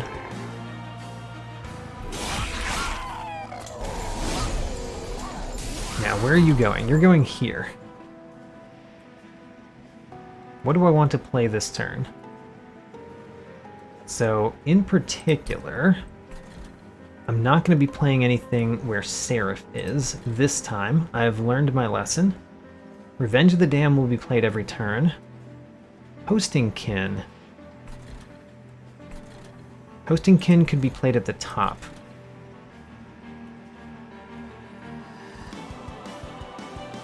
I think that we're playing everything except for Harness the Titan this turn. Now, Revenge of the Damned first. You're getting hit real hard. Actually, what if we do Urchin Spines first? Then you deal how much damage? Almost enough to kill that one. I want to defeat this one, though. Although you getting 10 damage, 10 extra damage instead of however much you'd get if Seraph attacked you next, I think I'll let you get the 10 damage. And that means that we're playing all the spells down here. So, we're playing... wish I had played that in a different order now. But we'll do this. Right? Oh, that's so much. But we don't get the Slay. Still, let's do it. So what I should have done is I should have played this one first and then played the Urchin Spines so that I got the Slay on that one. And you're getting 10 more health. Great. So, Seraph, you're only taking 45 damage this turn. That's okay. Eventually, the Eel Gorgon is going to do you a lot of damage. Although the Eel Gorgon is not great with Seraph around. What are we not playing?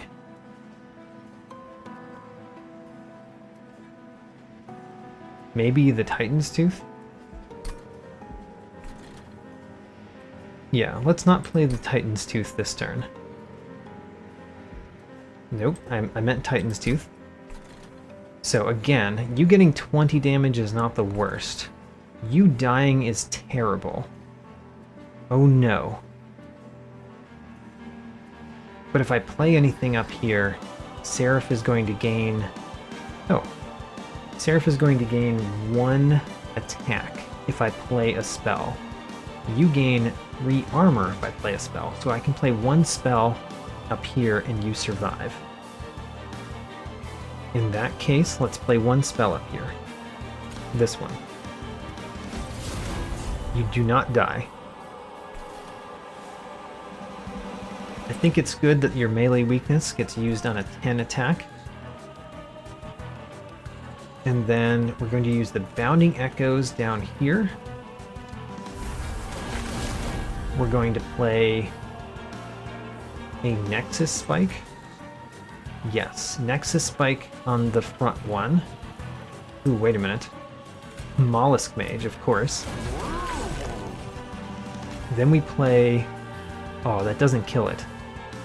Then we play Nexus Spike. Bam. And then... Revenge of the Damned, which defeats this one, which means it slays, which means it gets all of that Inspire value. And then... What do we do with the Fracture? We could use it to make you a little bit better. Let's do that. I think the Infused up here is going to be important later.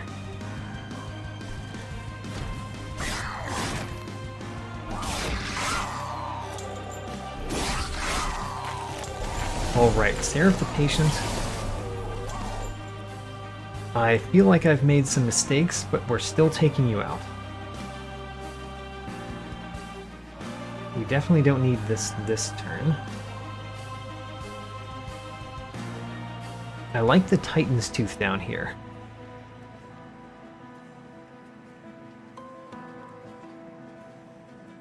I like the Deep Offering. So let's put the Forgotten Trade on top. And then we might use Deep Offering to draw it this turn. So we are going to play Titan's Tooth down here, even though that incants Seraph a little bit.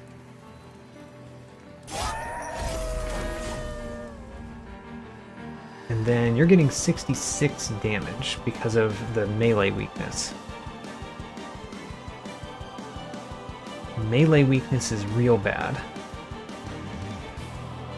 Which means we actually don't want to defeat this unit because it's the first one to attack, so it gets double damage, but Seraph doesn't. So don't defeat that unit. I guess we play damage against Seraph then. Like the Fracture. Like Revenge of the Damned. And then the Frozen Lance actually hits this one, but it doesn't kill it, so we're fine. Flash Freeze goes against Seraph. Frozen Lance goes here. Actually, if the Frozen Lance doesn't do much here, maybe we should play it here. Yeah, let's play it here. To incant that guy a little bit. And the Deep Offering we are playing here. Alright. We've got a Nexus Spike. Don't know that we want to play the Nexus Spike. Actually, it works. What have we consumed? We've consumed the Deep Offering. We could get the Deep Offering back. Oh, I like it. So let's start turn with that. We play the Broken Memory here, we get Deep Offering back. That'll be there for next turn. We play Nexus Spike, which doesn't affect the boss, but it does effectively kill this unit this turn. I don't play Harness the Titan.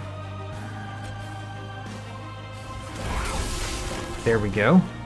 So now we're going to kill you, and we're going to deal Seraph the Patient a bunch of damage. I think that we don't need the Forgotten Trade this battle. I don't think so. So we're going to use it up here. I'm okay if it gets discarded. It does not. And then we're going to play this here just for the incant value. Great.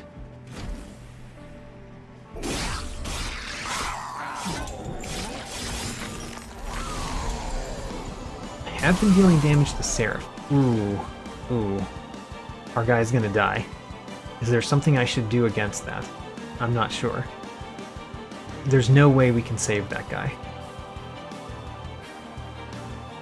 We could put anything on the top because Deep Offering will give us it back. So let's do that. Put anything. Now, you are dying. We might still want to kill this one. Just so that it doesn't deal 10 damage to the pyre. But I'm not sure if we want to do that. Urchin Spines is good here. You deal how much damage? A lot of damage. So let's do Urchin Spines. Let's do Revenge of the Damned, kill that one. Let's use...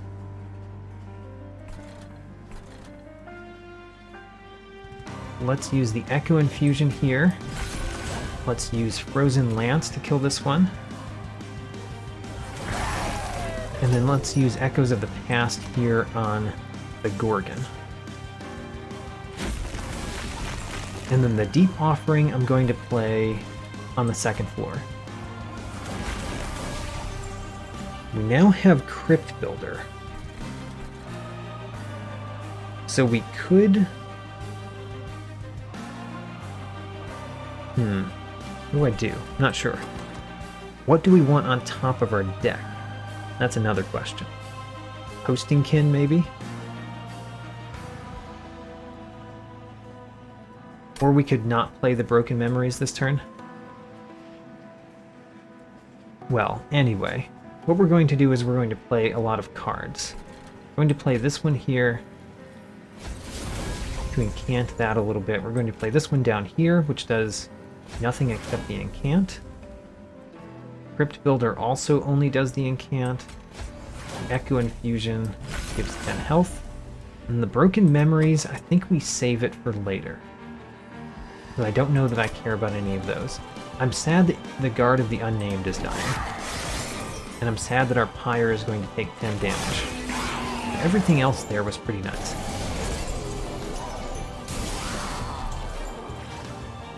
Okay. What are we not playing this turn? Always the hard problem. What do you not play this turn? So we could play the Nexus Spike this turn. I like that.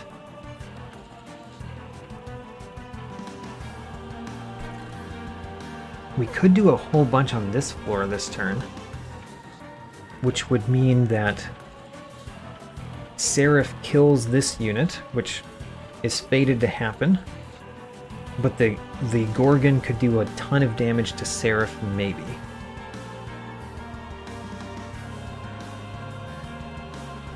I think we might do that.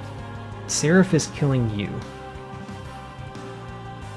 If we don't kill this unit, can we make it so Seraph does not kill you? Because you're currently taking 62 damage, and you have 58. We would have to play a lot of spells, actually. We might be able to do that. Except that all of our spells kill that unit.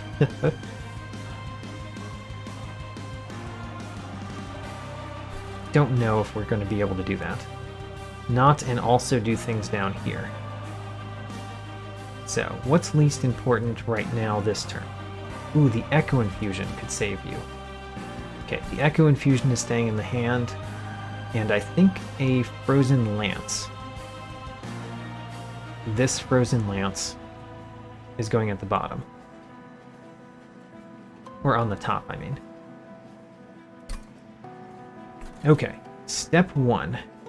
Echo Infusion here. You do not die. That's what I wanted to see. Now that you do not die, we could do a ton of damage to Seraph this turn. 45 more damage for every spell I play at least.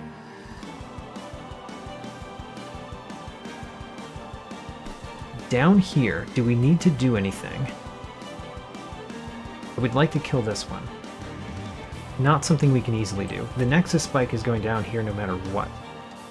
So let's do that. Now that that's done, should we do a ton of damage against Seraph, or should we prevent these units from doing their thing?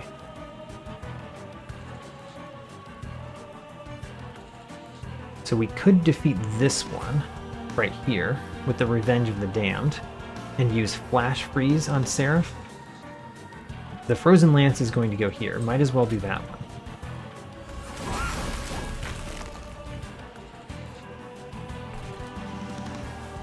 Guess we can't do a ton of damage to Seraph. Unless we do not take out this middle enemy. Which does 28 damage to us. If we, well, 20 damage if we don't take that one out.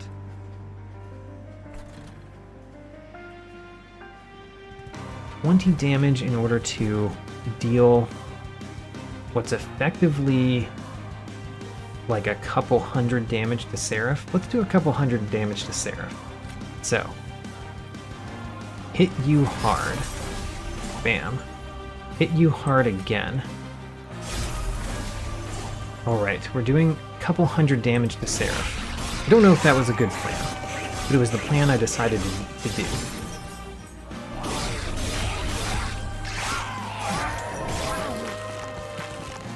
Now we're at the final one, the final turn. I guess it's not the final turn, honestly.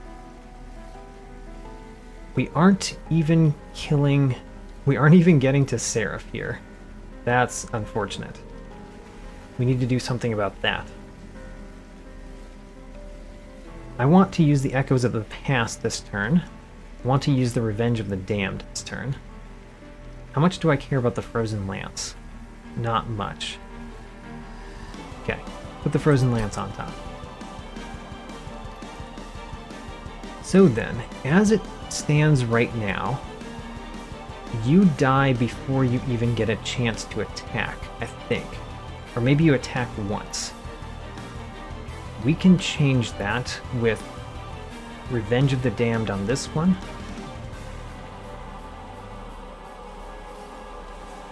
And if we're going to apply magic power, let's do that here. Revenge of the Damned got better. Not that that does a whole lot.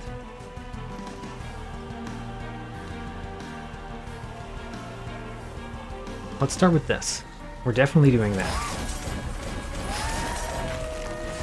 Now, Seraph is taking 345 damage. That's nicer. So you do 8, you do 46, then we kill this one. Then you do 46 again. 46 times 2 is 92. So you actually are not dying the first time. You get hit by Seraph twice and survive.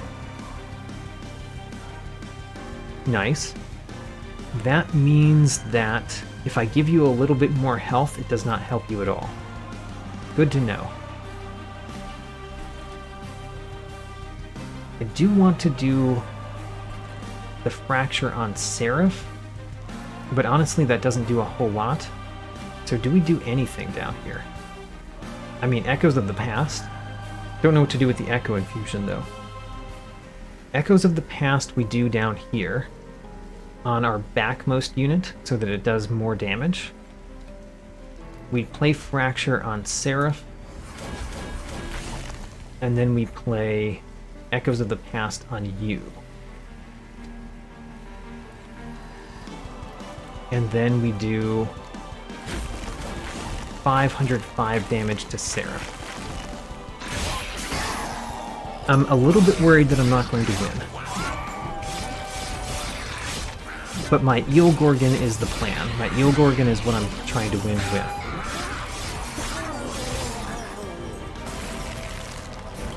Alright, so you die immediately. Currently. Our consume pile has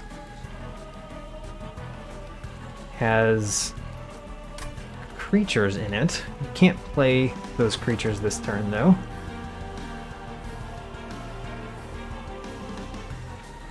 It has Urchin Spines in it. Urchin Spines could be very good. I'm trying to figure out what we're not playing. We are definitely playing Deep Offering. Right?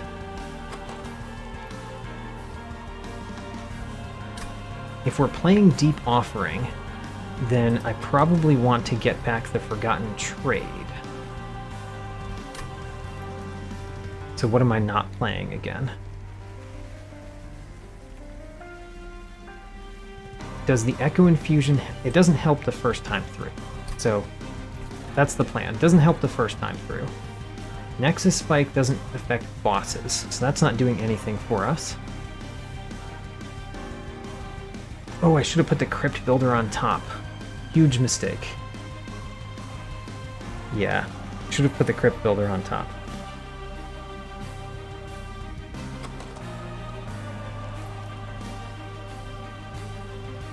What am I getting? The Urchin Spines? That's what I wanted to do, because that would deal a whole bunch of damage with this.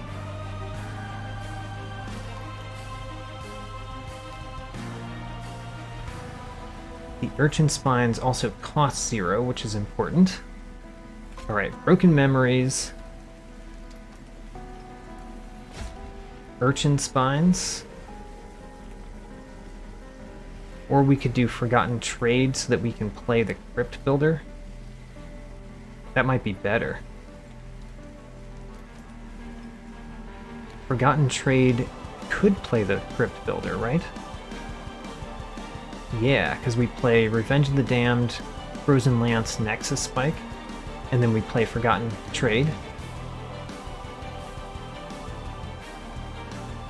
Or we could have more energy when we play our other card.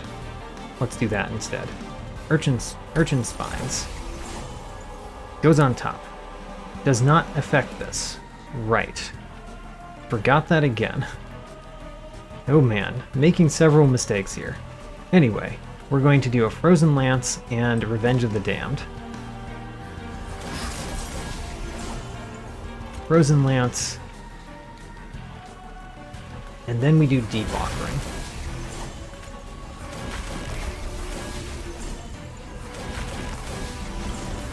And then we do some more Urchin Spines. After we play Frozen Lance, so it could have effect next turn, I guess.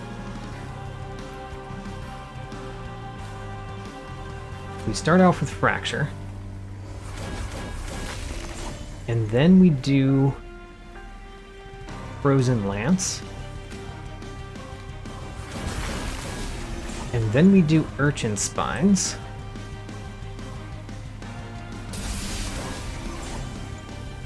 And then the big question is, does Echo Infusion allow you to survive a hit? Because currently you're at 54, and you're getting hit 57. Oh my gosh, Echo Infusion allows you to survive. Which means we win. The Eel Gorgon took it out. Alright, I don't think that my overall plan for this battle was very good, but it ended up working barely. Just barely. Playing lots of spells where Seraph the Patient is. Questionable. But now we get to fight the Last Divinity, the second time I've ever fought the Last Divinity. This battle is a pretty crazy battle, if I recall. But we can do a ton of damage with Eel Gorgon on a different floor than the top floor. Alright, what are we putting on top? Broken Memories. Broken Memories doesn't do much. You have a damage shield. That's unfortunate. So, he's got Multistrike in the middle floor. He's got Sweep at the top floor. We cannot put the Eel Gorgon where he has Sweep. He has Trample on the bottom floor. So the bottom floor is the safest. The Eel Gorgon could go on the second floor. I think Tethys Titan's Bane goes on the first floor. We just have to make it survive this turn. So, what do we get? What's in the box? We get a Horned Warrior in the box. Huh. Interesting. The Eel Gorgon is going to be on the second floor. We should apply Infuse to everything. We should do that after we play the Eel Gorgon. Eel Gorgon. And then we infuse our hand. Oh, it got preserved. Nice. Now we definitely play Titan's Tooth down here. We should play the Mollusk Mage first. Also, the Mollusk Mage is a good one to put in front. If not the Horned Warrior. Let's put the Mollusk Mage in front. For right now. And then we do the Titan's Tooth. And you're still dying, which means we're going to have to give you some health. The Horned Warrior, I'm wondering if he goes at the bottom or not, because if we put him at the bottom, he can't fit the Shard Soul Carver at the bottom, which is kind of important. If we put him at the top, he dies pretty quickly. If we put him at the second floor, maybe he will protect the Eel Gorgon for a turn. Is our plan for him to die? Maybe it is. You get more health, so you survive.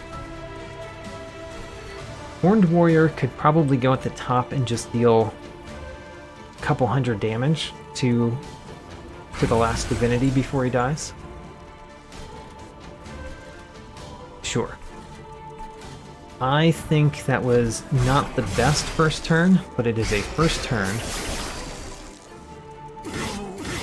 And none of our units died, so that's a plus. Great, we've got the Shard Soul Carver. That's the most important thing to see in our hand. Forgotten Trade is not the most important, so we will probably discard that.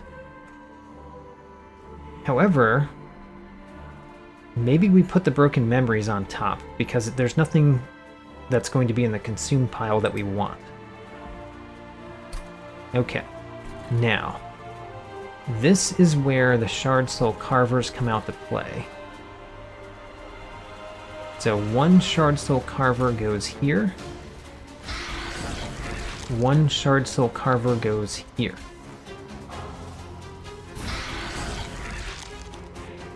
Then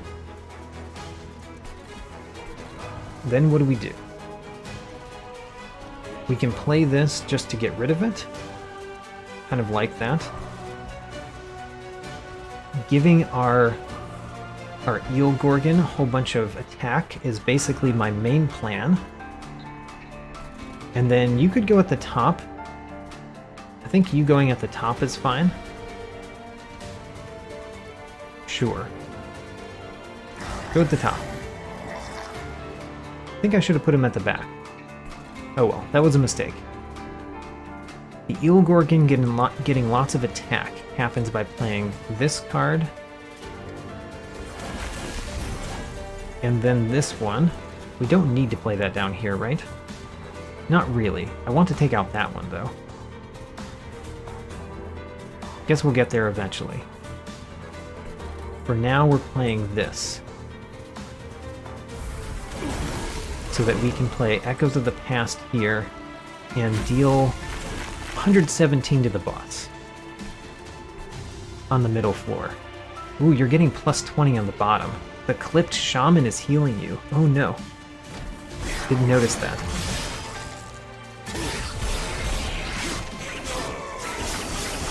Still, not much change from the 100-something I dealt you.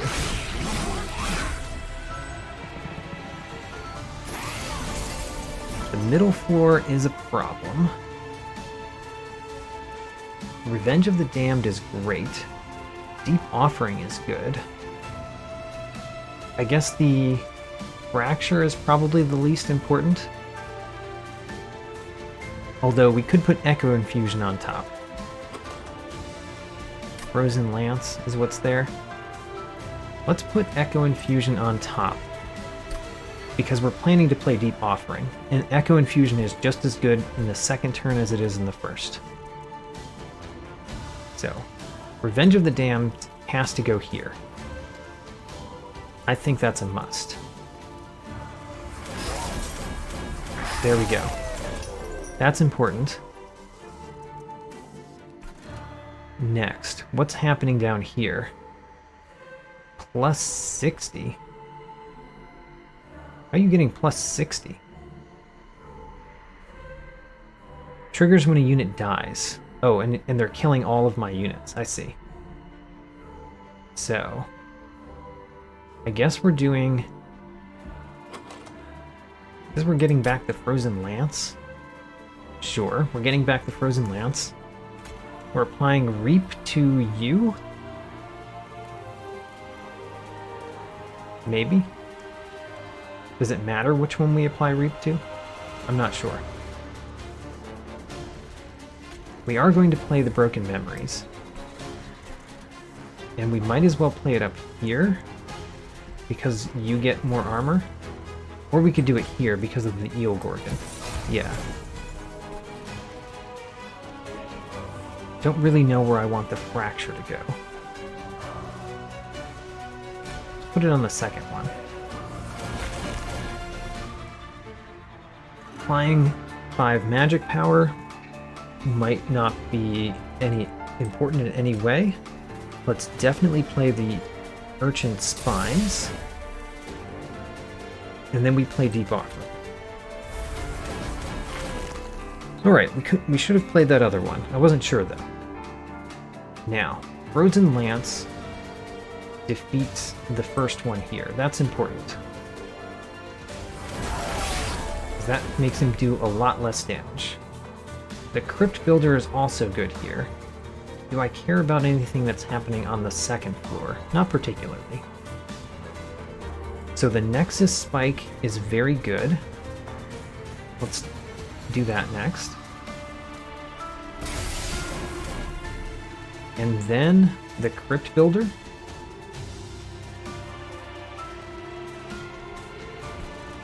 What are we doing with this, the Frozen Lance? I'm not sure, but we're not playing the Crypt Builder on the second floor, so let's play it on the first. So you are doing 5 damage, and you're granting Thorns. If I deal you a little bit of damage, it will do something. However, if I do stuff up here, then we'll hit the boss more times. Yeah, let's ignore the one at the bottom. I really don't like that the Thorns is taking out our Mollusk Mage, though. Maybe I should give the Mollusk Mage the Echo Infusion. Why do you have Thorns? Just because you do, I guess?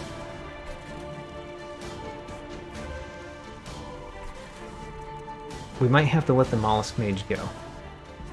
So, we're going to do Echo Infusion here, give you more health. And we're going to do a Frozen Lance up here so that we hit the boss more. 156 damage against the boss on that floor. And we lose the Horned Warrior. We knew that was going to happen.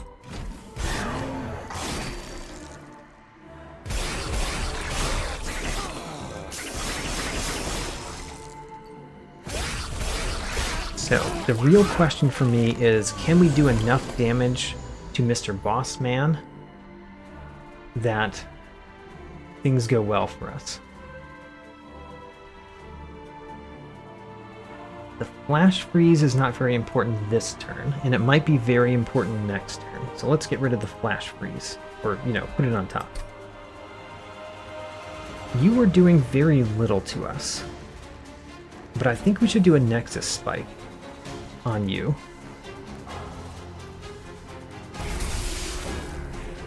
And then, how much does this do? Doesn't quite kill him. What if we do a Frozen Lance first? Doing 48 damage twice. Can't read that damage. I guess it's not going to kill him because we're going to get rid of the spell weakness. In that case, let's not worry about it. Let's do things on this floor. Just hit the boss a whole lot. Hit the boss. Hit the boss. Hit the boss, and hit the boss. There we go. We're doing 251 damage on that floor to the boss. I think that's good.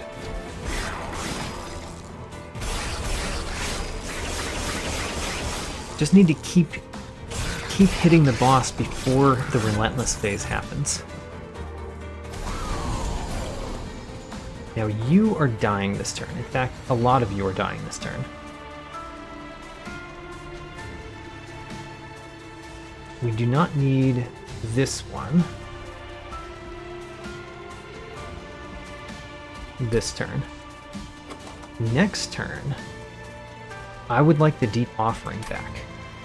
We're definitely playing Broken Memories. We're definitely playing the Weight of Contrition. Weight of Contrition doesn't count as a spell, does it? It does not. It was a decent attempt. Can we kill you? No, not with just one. I want to kill you. You're not a target in combat. So the only way we can kill you is with spells, which we have. So, defeat one of them. Defeat another one of them. Now nobody's dying on the bottom floor. We should play a Broken Memories here for Deep Offering. And then you're still not dying, which is surprising.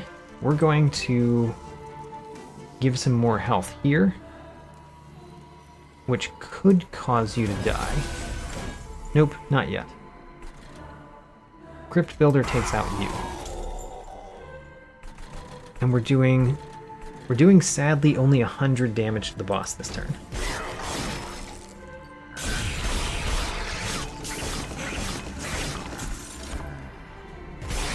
Those Weight of Contritions are real bad for us.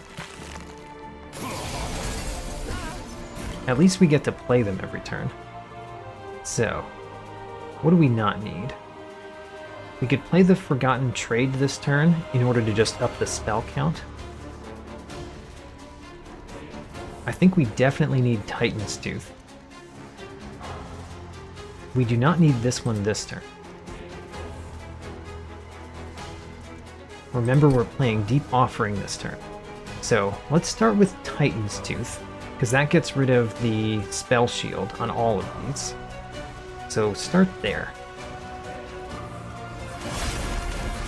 There, spell shield gone. Now, you are only a slight problem. Let's not worry about you. Let's worry about things down here. So who's dealing all this damage? You are giving spikes to everybody. That's part of the problem. Maybe I should kill you. I think I should kill you.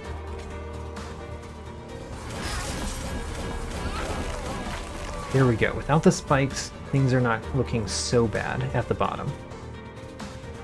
And then we're going to play things here so that we get our Eel Gorgon better. So we can give this to the Eel Gorgon. And then Deep Offering, again, where the Eel Gorgon is. Now then, Bounding Echoes, where the Eel Gorgon is. Harness the Titan, where the Eel Gorgon is. So the Eel Gorgon is doing a ton of damage this time. Do we use a Crypt Builder down here? Doesn't do a lot. We could use the Crypt Builder here to take him out. I do like that.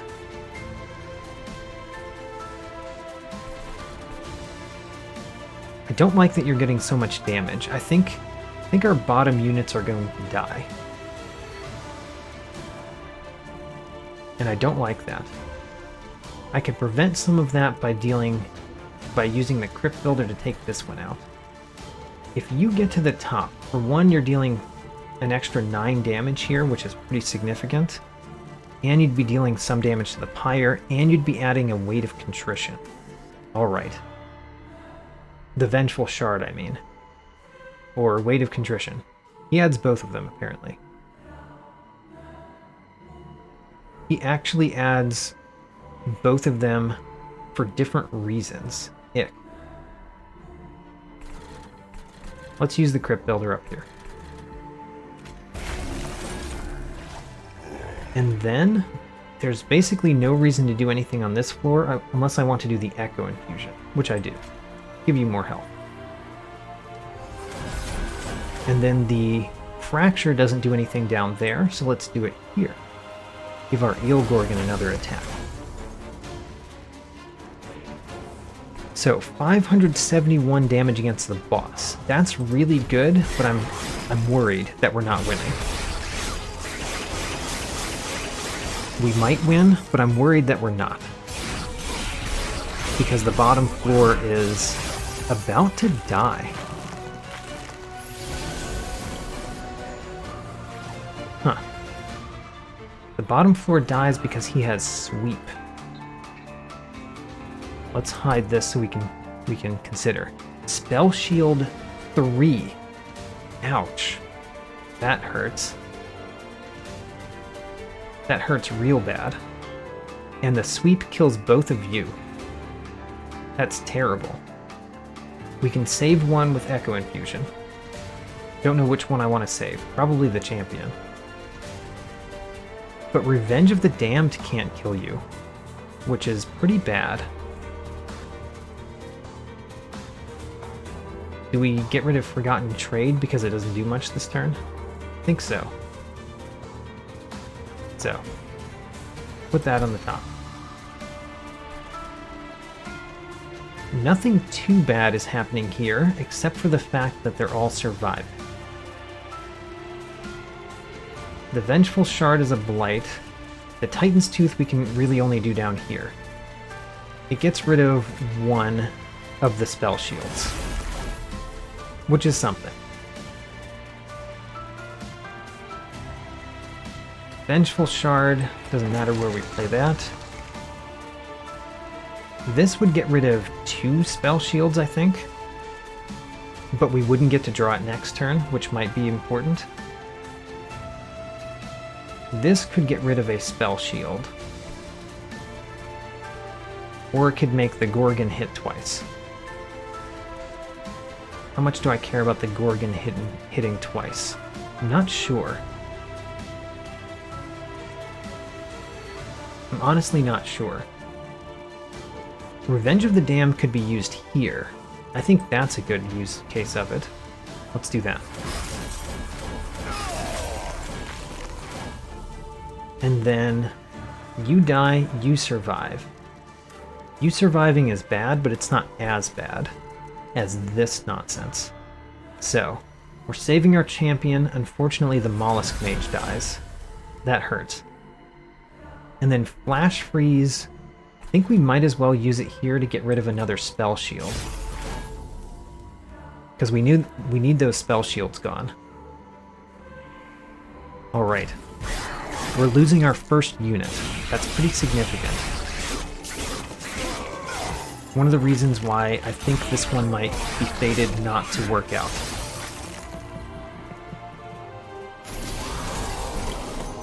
Okay.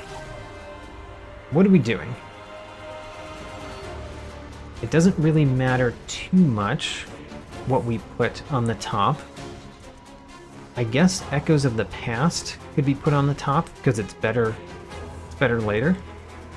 Yeah, I like that. Because we're playing Deep Offering. Deep Offering is amazing in this deck. Now, things are not too bad down here, except for the spikes. The spikes that everyone has is really getting to me. The Frozen Lance should probably go here. And then, where are we playing the Forgotten Trade? At the bottom, I think. Forgotten Trade is going to give us a lot of ability to deal with this unit. Alright. Frozen Lance first. And then what? The Crypt Builder is how we're going to take that out, I think. Yeah. That doesn't do much. That would kill this one, which deals 5 damage to our front unit. Why would I kill that one? We could kill this one.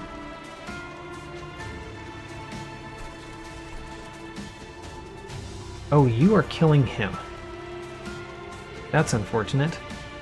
Don't know how we prevent that from happening.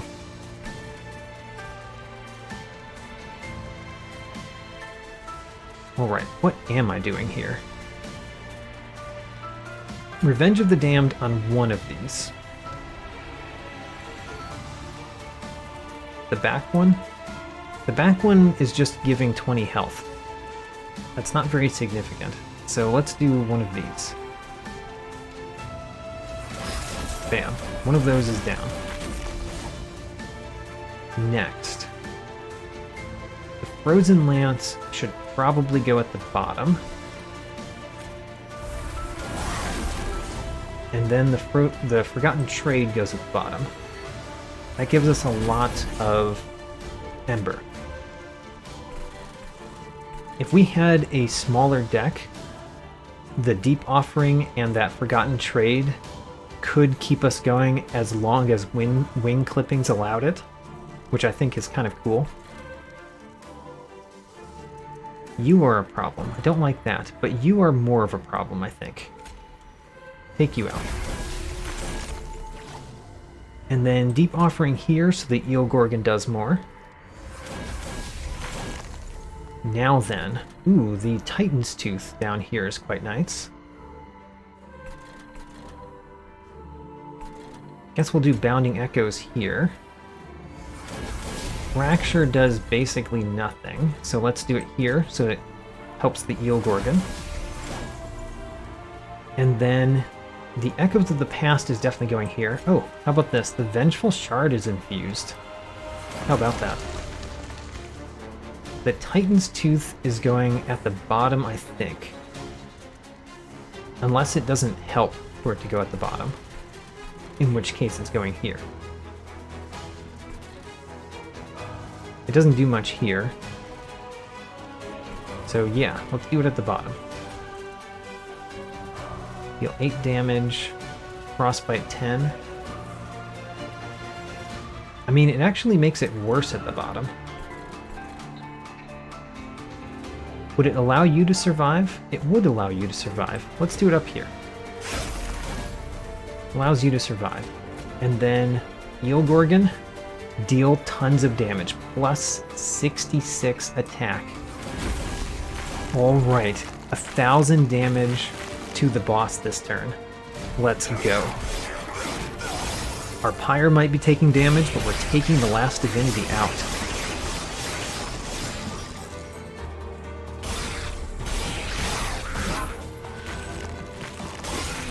Alright, so the Pyre takes a fair amount of damage up there, but actually the fact that he had Frostbite made it take less. Alright, what are we doing? The Deadweight could go on the top. Revenge of the Damned is great. Yeah, let's put the dead weight on top. That makes next turn worse. How bad is it for next turn to be worse? I think it's pretty bad for next turn to be worse. Because I think we try to win next turn. So we want to put something helpful on the top next turn, like Harness the Titan. Yeah. And then these guys, these are new. Light Harnesser, regen 10. And he also gains extra strength. Don't think I've ever seen those units before. Now the other question is, even though I said we were going to win next turn, is it possible for us to win this turn? Because all we would have to do is take out enough of these with the Eel Gorgon. And technically, nobody's dying at the bottom. So this one does not die with the Eel Gorgon. In fact, he's taking care of that one, so don't worry about him. Vengeful Shard can just go away. Yeah, Revenge of the Damned here. Flash Freeze here. Wait a minute, you've got Spell Shield? That's not fun. Still, Flash Freeze there seems good. You've got Spell Shield, let's just attack the boss directly. Yeah. And then a couple Echo Infusions. Here and here. Yeah, look at that. 548 damage on the boss. Unfortunately, Guard of the Unnamed dies this turn. Could I have won this turn if I had kept the other spell? No, I could not have. So now all we need to do is get the Eel Gorgon to win this turn, which might be hard. Definitely Weight of Contrition is going on top. Oh, we actually do win this turn already. How about that? Because this is the Relentless phase. Okay, well we're still going to kill these units. Yeah. Not going to take damage from the Pyre. You're going to get more health. We're going to apply 5 magic power. And then we win. Alright, very happy about this. I'm winning the second time against the Last Divinity. And that means more Divinity Mastered cards. I wonder how much we mastered this time. I had a pretty large deck with a lot of variety.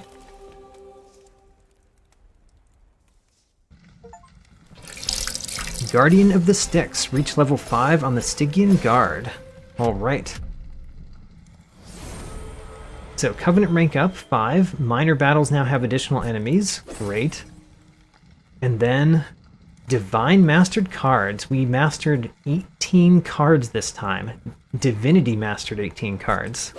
Alright. And the Stygian Guard goes up to level 5. The Siren Song.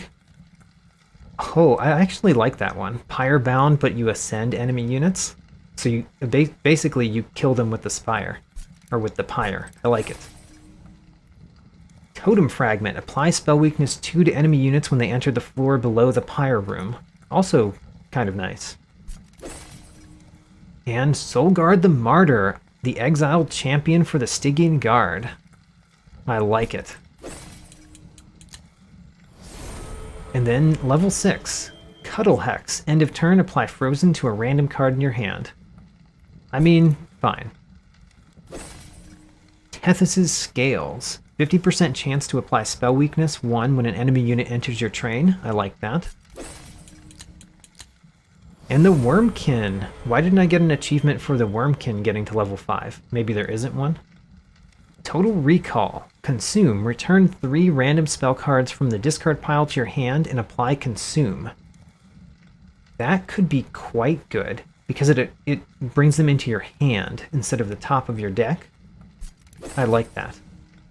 When a spell with Consume is played, gain 1 Echo. I like that. And Echo Right, the exiled champion for the Wurmkin. Wonderful.